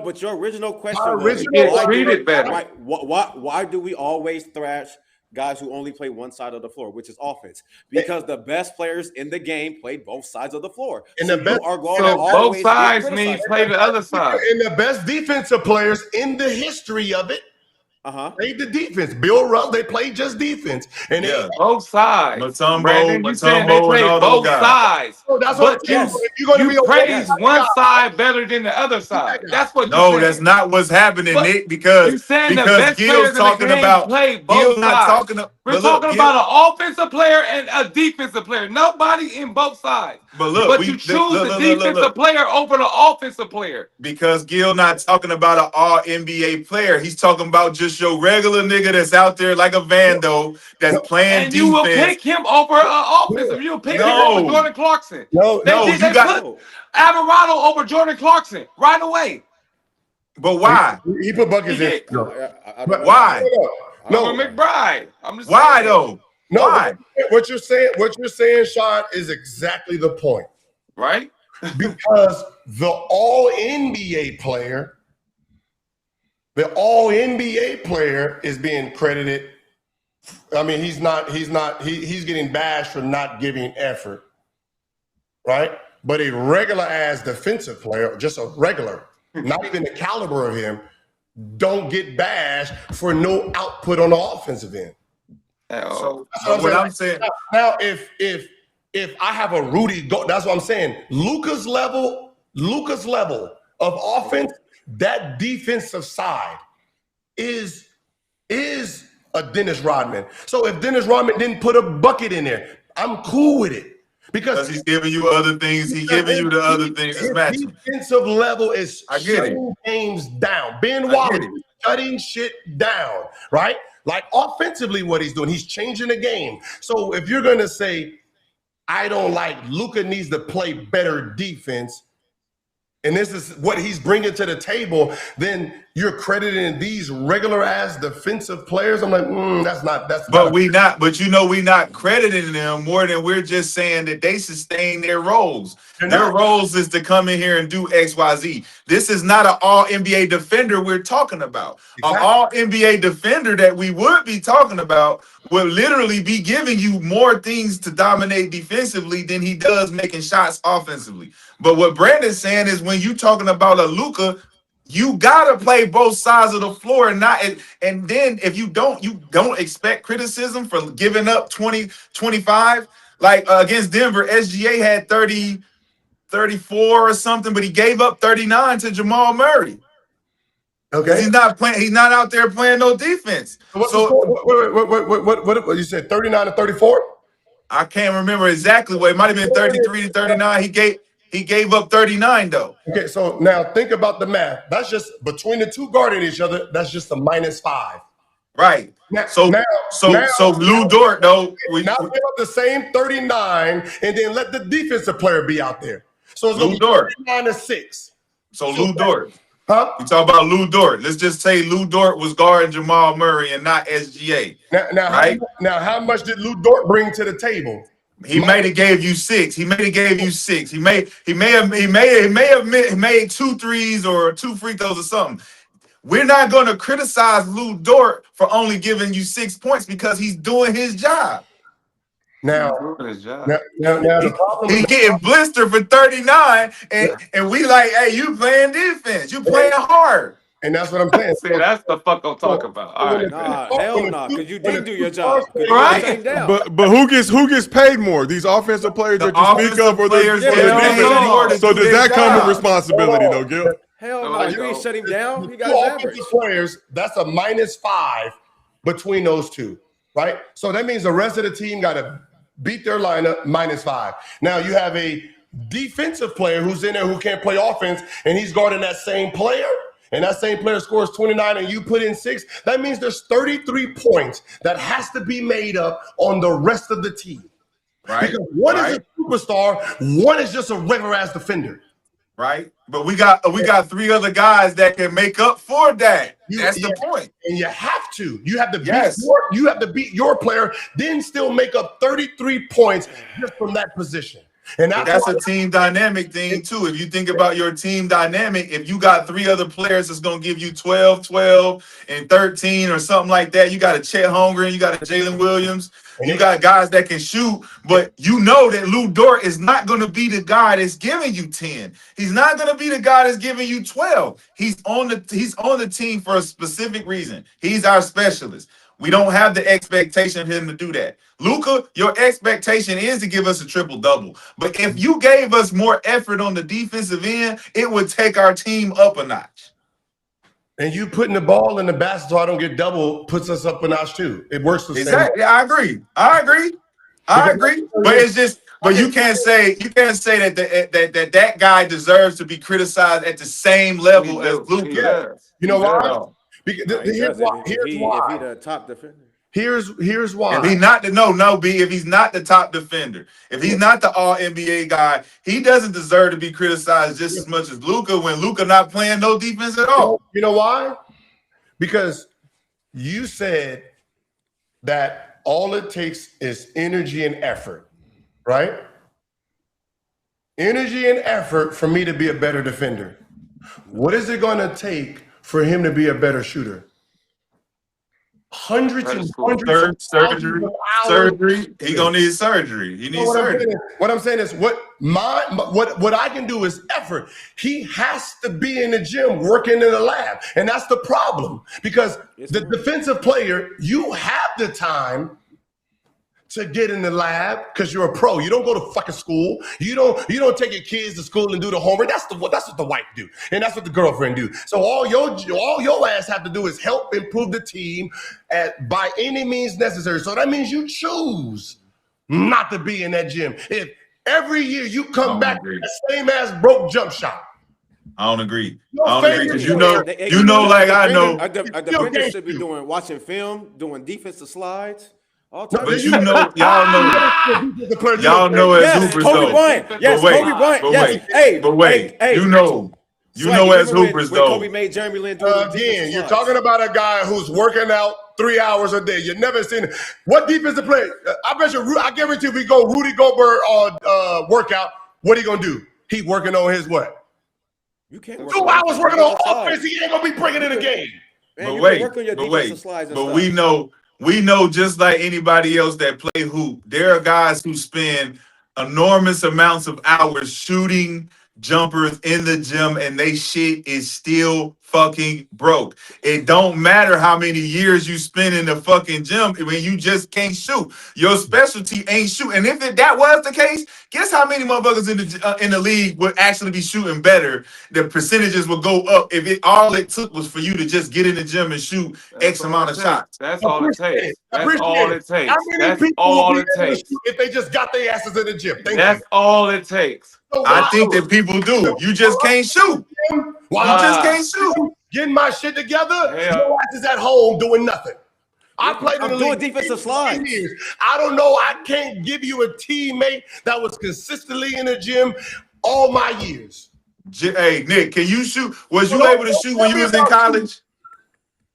No, I worked on my mid range like I even know it was when I got to college. I really worked on it daily. Could you shoot the ball though? You was solid. Hey, man, I BJ, worked could on you it. shoot the ball when you was the high school I player of worked the on year? it. You was known to have a little I worked on flamethrower or two, right? Yeah. Yeah, but I Gil worked on it. Gil had a flamethrower or two. He was a driver, but he'll pop your ass in the mouth if you backed off. Everybody can shoot. It's just about refining that talent. Everybody don't got that talent. Motherfuckers just can't shoot. If you getting enough shots up and you dedicated to it, that shit will come. Did y'all play for defensive coaches coming up? Did y'all play for defensive coaches? That's coming all up? we heard, yeah. Yeah, that's all we heard. That's all you heard. Defense win championships. Defense win championship. I've never seen a game one where the score was 0-0. Ball in the Man. basket, coach. I Never seen a seen it. team out there doing it as I played with Jason Richardson. I knew when we first got there, and people was like, "Let him shoot. He can't shoot." And Yeah. he's sitting there like, yo, they disrespecting me. I watched him every single day get on that shooting machine and shoot 1,000 shots. I mean, 999, and it flip over. Every single day. We spent the whole summer working on our jump shots for him to become a three-point specialist. shit. That's all I know. I've watched it. I've been in the league. The niggas don't go in the gym like that. So that becomes the problem with a Luka and some of these players that's offensively gifted. It's like, wait, hold the fuck on. As I spend in this bitch, and I've never seen none of y'all in this gym. The only time I see you in this gym is practice. I don't see y'all after here. I don't see you 2, 3 in the morning. I don't see y'all never. So for you to criticize my defense and you don't work on shit and you just got to drink a Red Bull and do some of that and just run up and down and hustle and no, that's not fair. No, it is. Come You on, get paid more money. Thank you. You bro. get paid more money. You in all the commercials in the magazine. You still in everybody work. Like you got to be able to pass the peas a little bit, man. You got to, you got to take a Red Bull in the morning. And that's exactly man. Millions is millions. What Soldier Boy say?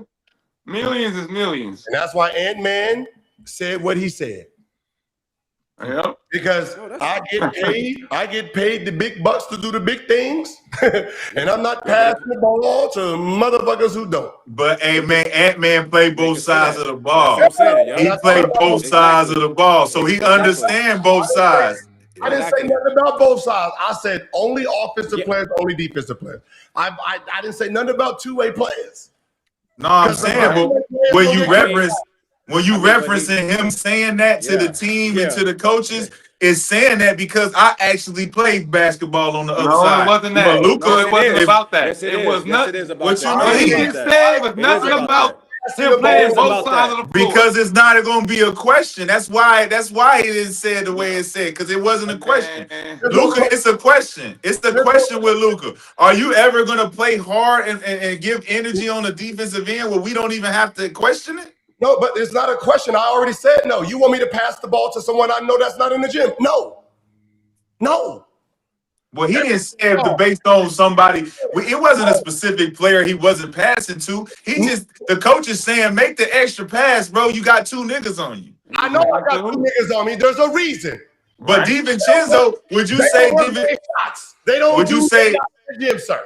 Would you say DiVincenzo don't be in the gym shooting that bitch? Was he open? Because if he was open, open, I would ask him. I'm saying if that's one guy. if that's one guy, watch the play. We know DiVincenzo's man didn't leave him. Right. So, all right. So for Luka, if you get double team, who you really complaining about on the floor? You complaining about Jake? You complaining about Austin? Are you complaining about LeBron? Who you complaining about? Somebody got to hit the shot. But when we go down on the other end, nigga, we expected you to play defense. Hey man, let me just be honest, man. When I signed my contract, man, my contract said it. You know what? I think my coach did an interview. If you want to look it up. He said, man, you know what?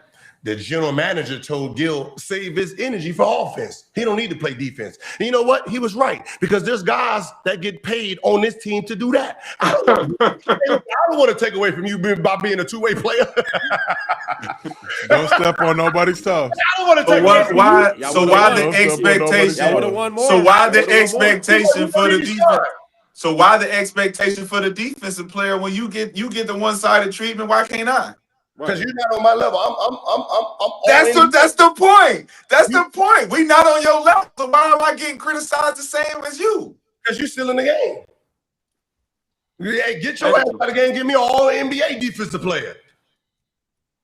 Oh, nigga, I can hit a shot. All right. Well, there's let's only keep 12. This thing How many? moving, There's only 15 of those, so it ain't that many all-NBA niggas. And what I do is there's only a few of those. Hey, there's only 5 of us. Or 4 others, because I'm first team. Mm-hmm.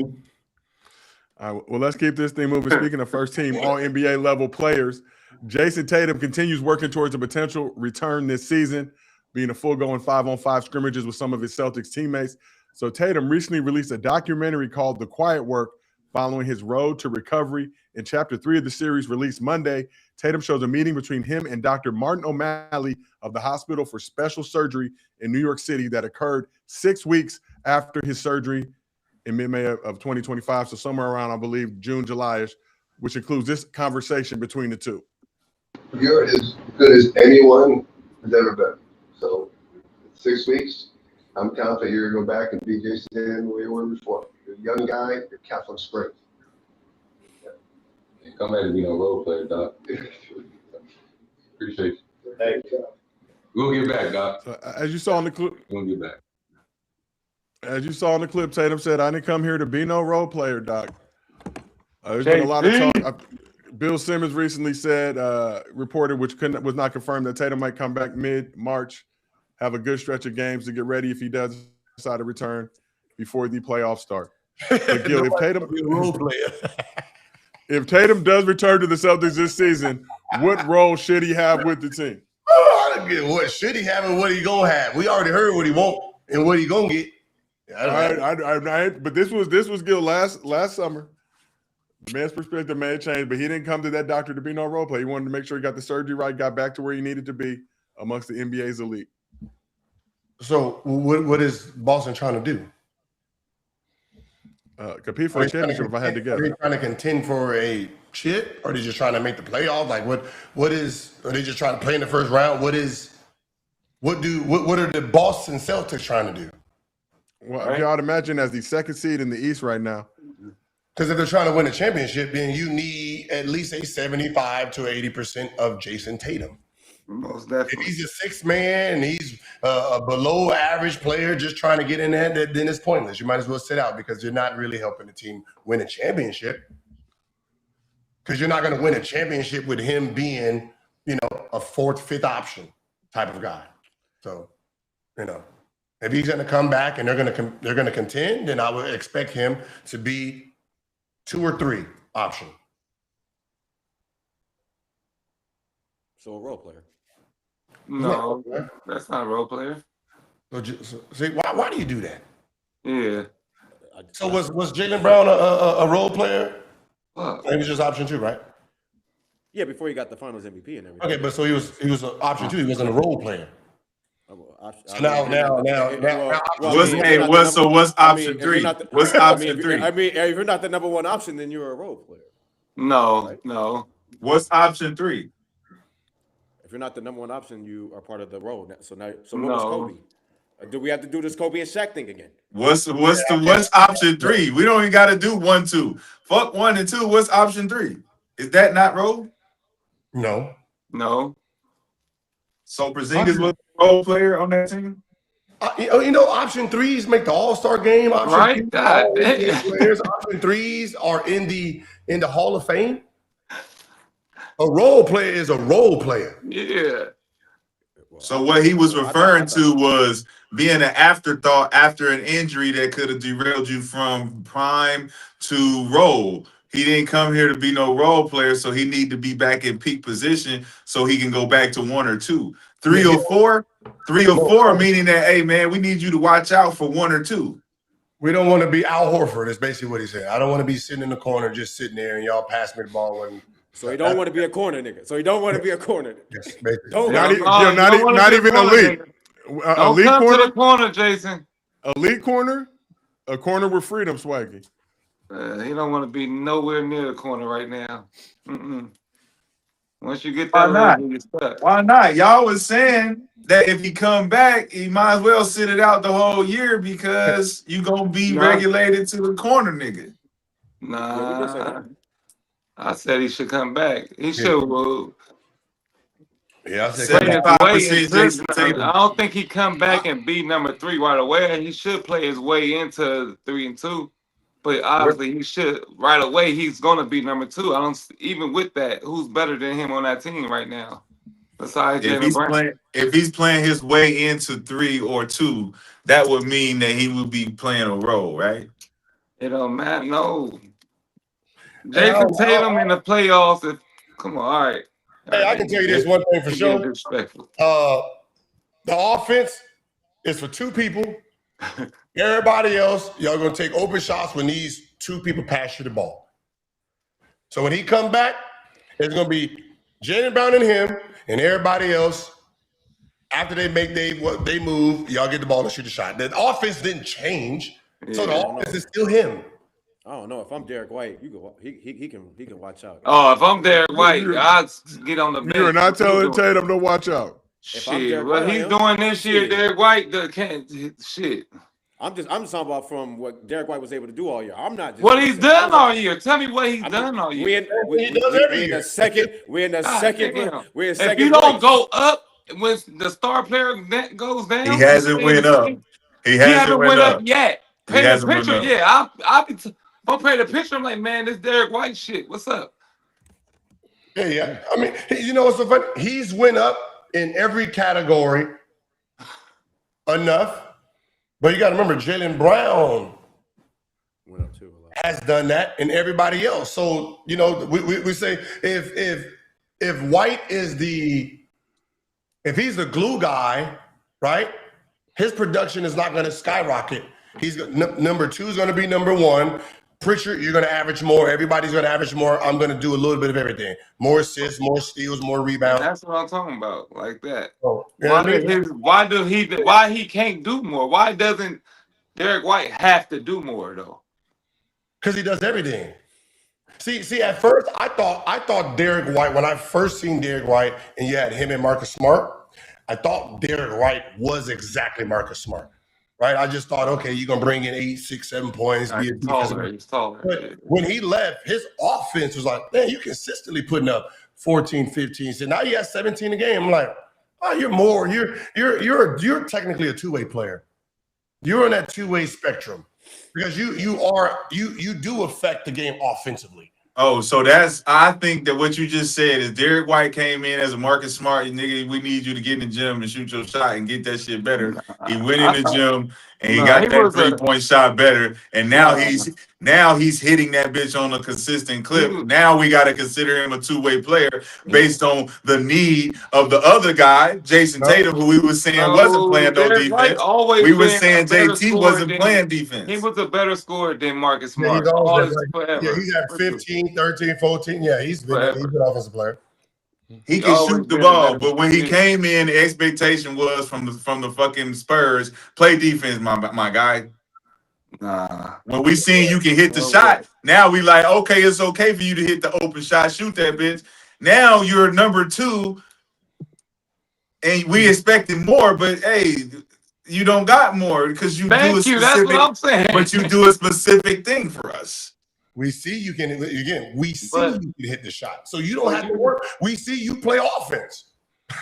Are you good at like why? But he put the work in, though. He put the work in to be able to hit those shots to consider us to even talk about him on this particular. Let's be realistic. D. White. Y'all thought Derek White was going to average like 20-something this year. Derek White had the easy. Yeah. I thought he was going to average like 20-something this year. I thought Who? he was. Who? You Derek thought White. that? Nobody said that's why. Nobody Man, said he that. had 40. Everybody, Perry Pritchard and Derek White had 40 without him.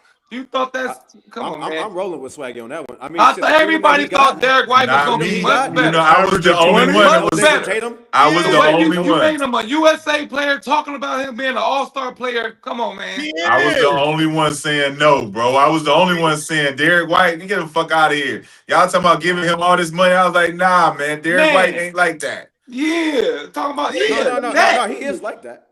No, he's not. But what I'm saying is he's a brick. He's like Iguodala. He is the Iguodala. Yes, you're not. He's not gonna. If you take them off the court, he's gonna average 18, 8, 7, 4, like that. That's his stat line. He's gonna make somebody else take the number 1 spot. Somebody else take the number 3. He's gonna be the bridge guy. That's his gift. Well, Derek White's averaging a career high this season, though. But that's what I said. That's his gift. He's not going to go from averaging 16 to 20. No. You're the number 2. You're going to go to number 1. I'm going to make you the best. You're going to be the best Superman. Pritchard, you got to step it up. We need you to score more. You need the score that y'all don't consider to play defense. Now you got to step it up. Who?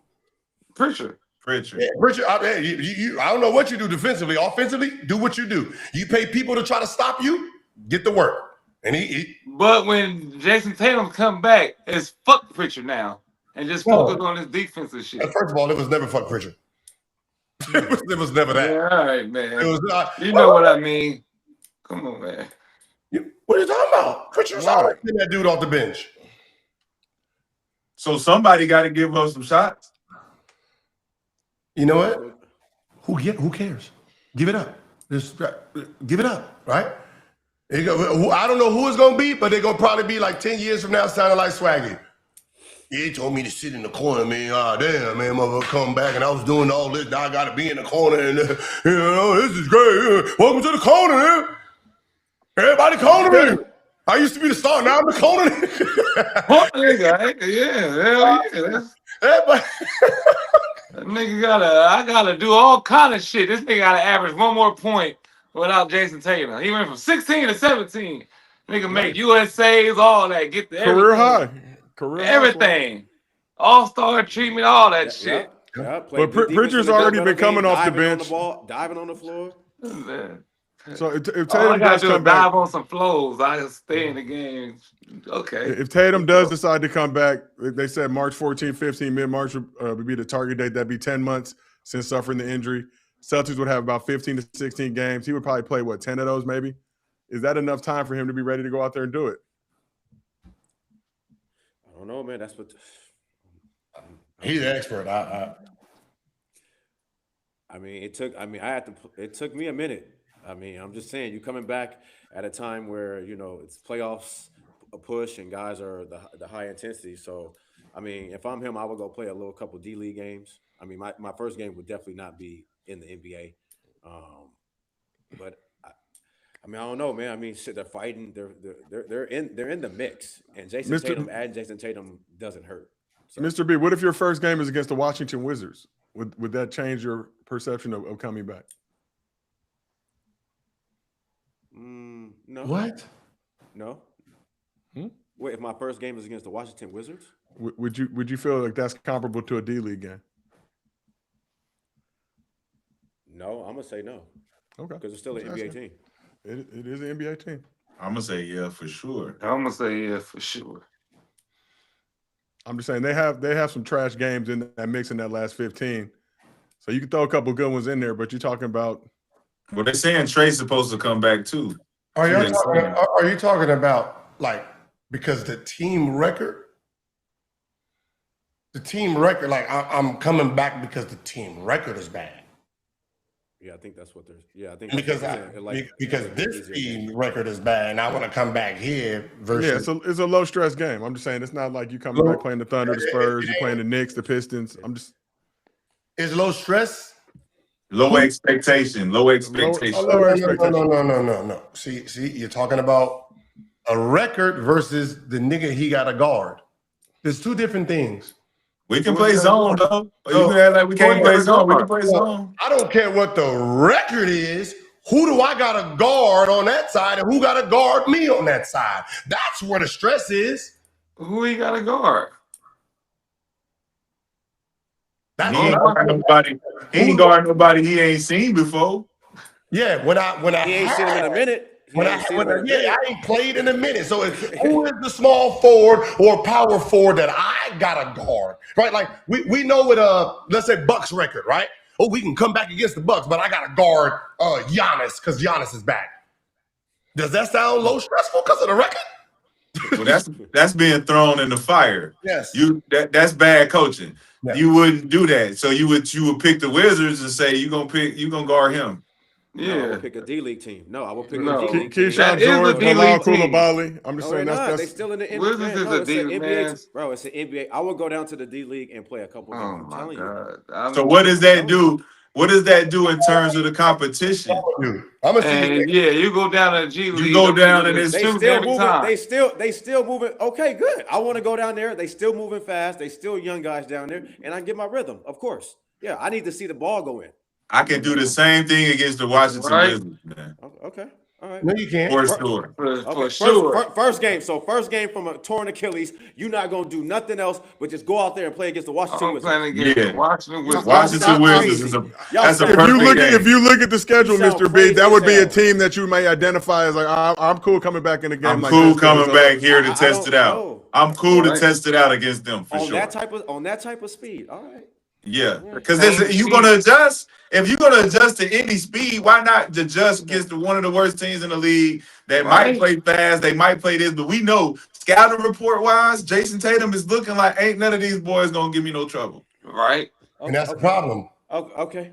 Because there's And always a player. There's always a what I player thought. on another See, team. that's There's a what I player thought. on there who's probably averaging about 15 in that position, and he's going to be going at his head. But we gonna switch. Hey, JJB, go get him. JB. He's going to be. JB, He's get going him. to be jumping like he's.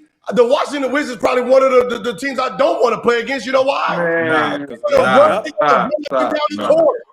JB, get him. Yep. Derek White, get him. Somebody else, get him. Y'all are They thinking don't got five guys that's good. They don't got Yeah, five you guys know, that's G-League. good. Y'all are thinking about a team record versus what the players do. You want him to come back off of Achilles tear. Against the Washington Wizards. Yes. So run up and down with a young team who at the end of the league is trying to get their numbers. So that means the person he's going to be guarding. Think about who's the What's worst the player- difference who's between worst the player- G League and the Wizards? What's the who's difference? Who is the worst player But what's the in the last difference? week of NBA NBA schedule to play against? Do you know the last week there was one player who was guaranteed to give you 50 points walking out the NBA? Jamal Crawford was the one player you did not want to play that last week because obviously he's going to be in go mode. So you don't want to come back on somebody who's Why not? If I'm testing out my shit, I want to test my shit out against a nigga that I know, even if he's going hard or not. It's better than jumping out with Giannis, who's gonna come at me full force. It's better than jumping out against Joker or any of these guys with high power shit. If this is the lowest tier I can get, and it's still gonna be a high velocity, it's still gonna be high energy, I'm gonna test it out here. Why not? I'm gonna. I'm gonna be honest with y'all. All y'all. Why am I going against the guy who run where they run? What's the difference between the Wizards and the G League team? Huh? What's the difference between the Wizards? I'm and gonna the have to G League? run A big eventually. difference. A big difference. No, A big if difference. I'm going out A big Jason difference. Tatum in A the big G League, difference. if I see Jason Yes. Tatum, I'm I'm going at his Jason Tatum. Tatum. Dude, You ain't a G League capable. You ain't capable enough. You ain't good enough. All right, y'all You're not good enough. That's what- You're there. You're not good enough. The NBA player averaging 15 that I got a guard that likes to run, jump, and duck. Yeah. He's good enough. Yo, buckets is buckets. He's gonna bro. play 15 to 20 minutes. I'm just saying now you Buckets got to is come out there and buckets, play a my full nigga. game. Okay, Yeah. I'm saying Josiah. So that's what I'm saying. So him, I'm telling you, off my Achilles. I've trained. I did all that shit. I played 5 on. Dude, I needed the G League. If I would have stayed, I should have stayed in the G League a couple more games. I'm telling you, that fast pace is a difference. It's And different. how many straight games did you play though, Mr. B? Because we talked about this, please. But how many straight games played did you one play? game. He said he only played one game. I played one game. I should have played more. If I would have played more, No, I'm saying how many NBA games did you play before you started to feel the effects of that injury? When did it start to bother you again? Oh, I mean, shit. At least like a week after that, because I was still remember I'm still training. I'm still trying to get everything. So back guess on. what? Guess what, though, B? You go to the G League and you got to now adjust to a pace that's slower. That pace down there is slower. That pace down there and the tendency, they not doing the shit that the NBA guys do. So why not start with the worst team in the NBA? The pace isn't slower. It absolutely is slower. It absolutely is slower. There's guys in the G League that go up to the NBA, so they're back and forth. You can't shit on the G League. What G League have y'all fucking played in? I played in the G League. Remember me? I'm the worst nigga on the spot. You can't shit on the G League and then try to I'm not shitting on the G League. What I'm saying is talking about the injuries. Record.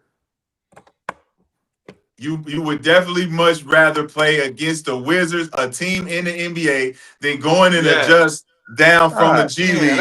You can practice with the niggas and get your shit together. They all did it. Here, I'm gonna give you the bottom Niggas team all in did the it. NBA, right? And you're Y'all coming all off did the it, Achilles bro. tear that you've been gone for 10 months, and this is your first matchups in the NBA. I got to guard Pascal. That's my position. I got to guard Pascal. Then I got to guard Utah. I got to guard Marketing. Bad team. Brooklyn, I got to guard Michael Porter Jr. running up and down. New Orleans, who I got fucking Zion Williams going up and down. Like, just because the team is bad, don't mean the guy in my position. Who's on the Wizards? Do they got Harkless or Pascal? Tell me the person on the Wizards, though. We're talking about the Wizards. We're not talking about you. Bilal Koulibaly and Keyshawn George. Keyshawn George and Bilal Koulibaly. All right, Makala Maguna, that nigga. Hakuna Matata. Keyshawn George. What does he do? What does he do? He shoots threes. Is he athletic? He shoots threes. Is he athletic? He might be. We don't know. Most people in the NBA are. Most people in the I just NBA came are. off an Achilles tear, and I want to come back against a guy who's going to run, jump, dunk, and all that. You're going to have to eventually. You're going to have to play against niggas that run, jump, and dunk. So why not get started right now against the worst team? So what team do you want to play against, Gil? What team do you want to play against? Why do I want to do that the first day? So who you want to play against? Who do you want to play against? So do you want to come back against Phoenix on the 16th? Who do you want to play against? Who I got to play? Who I got to guard? I don't even think it matters, Gil. I think it's all about getting some games under your belt. Who do I got? Again, if I'm gonna get the games in, right? I want to move. I want to get into it. I don't want to be in a fucking full. I don't want to run 100. No, why not? That's my Achilles. Why not? Because it's not smart to do it. You know what? Who's on the Wizards running 100? If they was running, all right, man. Who's on the Wizards running 100? All of them. God, man, y'all acting like NBA players just be like, man, y'all go out here, just Jayson Tatum out here, man. Don't go at him. Just you said the same thing about Embiid. What the fuck happened? You remember? You talking about this? He missed the next 5 games after we had the conversation. The knee hurts. Right? Like it's always a theory versus reality. Why do I want to run my first race, the 100, as fast as I can on an Achilles tear? Because in practice, we're not going that hard. So what y'all saying is this, though. You're saying, all right, we're not going to come in at 100 guarding the best guy on the worst team. So you're going to bring me off the bench. You allow me to guard the worst guy on the worst team. Yeah. And I can move my way up in this game, test it out against the fucking trash-ass Wizards. And I don't have to guard the guy Koulibaly. And he averaging 15. He doing all this. I'm going to wait till y'all second unit come in. Ain't nobody in your second unit is popping off on me like this. Literally. And at that point, it's probably the second unit that's starting because they tanking, right? Shit. And y'all down 40 at this point. So shit, what I got to lose? All right. I'll be a G League nigga in there. You feeling what he's saying, Nick Young? Yes, I'm coming back against the Wizards.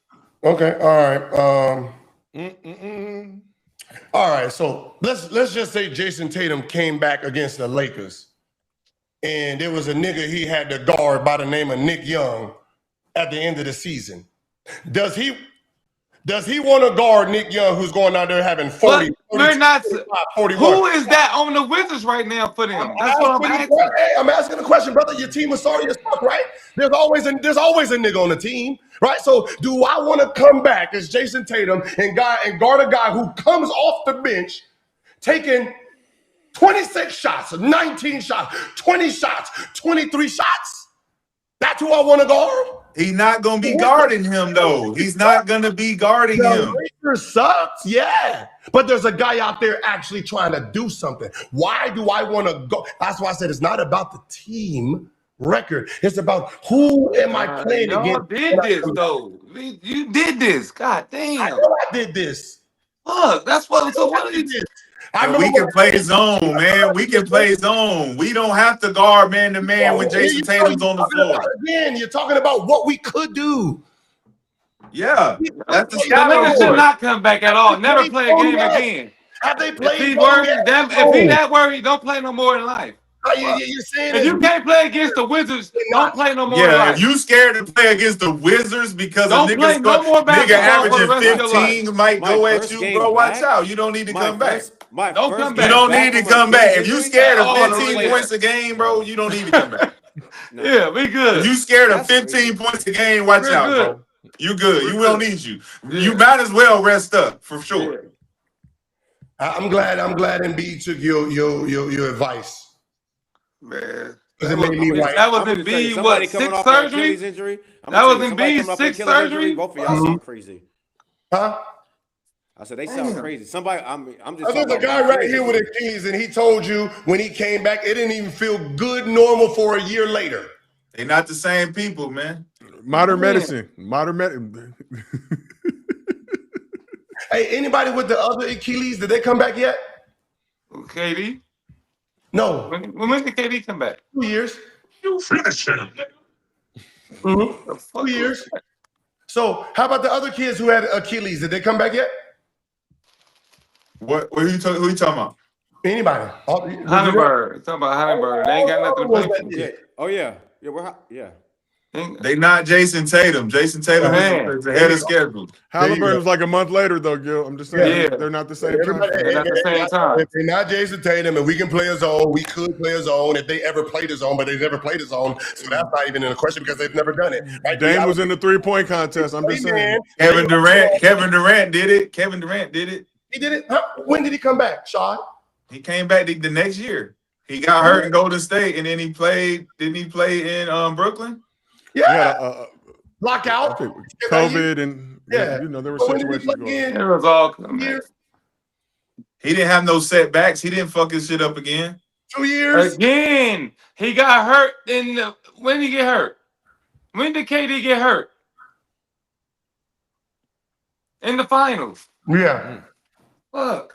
And played the next year. And played the next year. No, he didn't. It's COVID. It's whole next year. So it extended beyond obviously the season stopped and it came back, so it gave him more time to recover. Did he have a setback? Yeah, no one has a setback. They wait that damn long. Shit.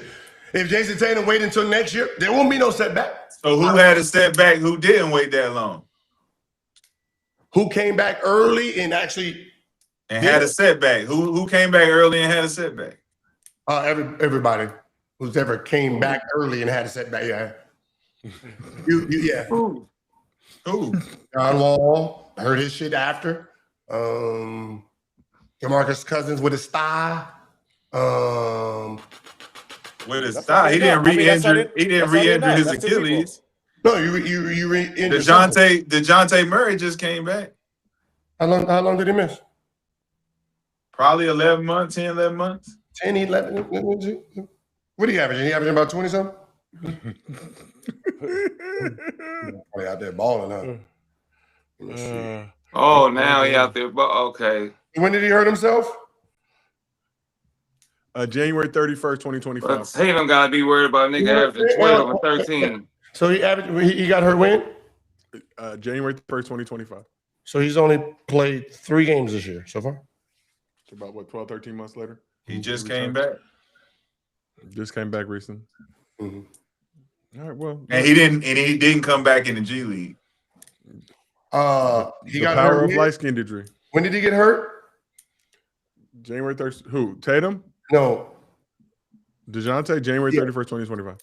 January 1st, he comes back. Or January 31st. 31st. January 31st. He came back February 24th.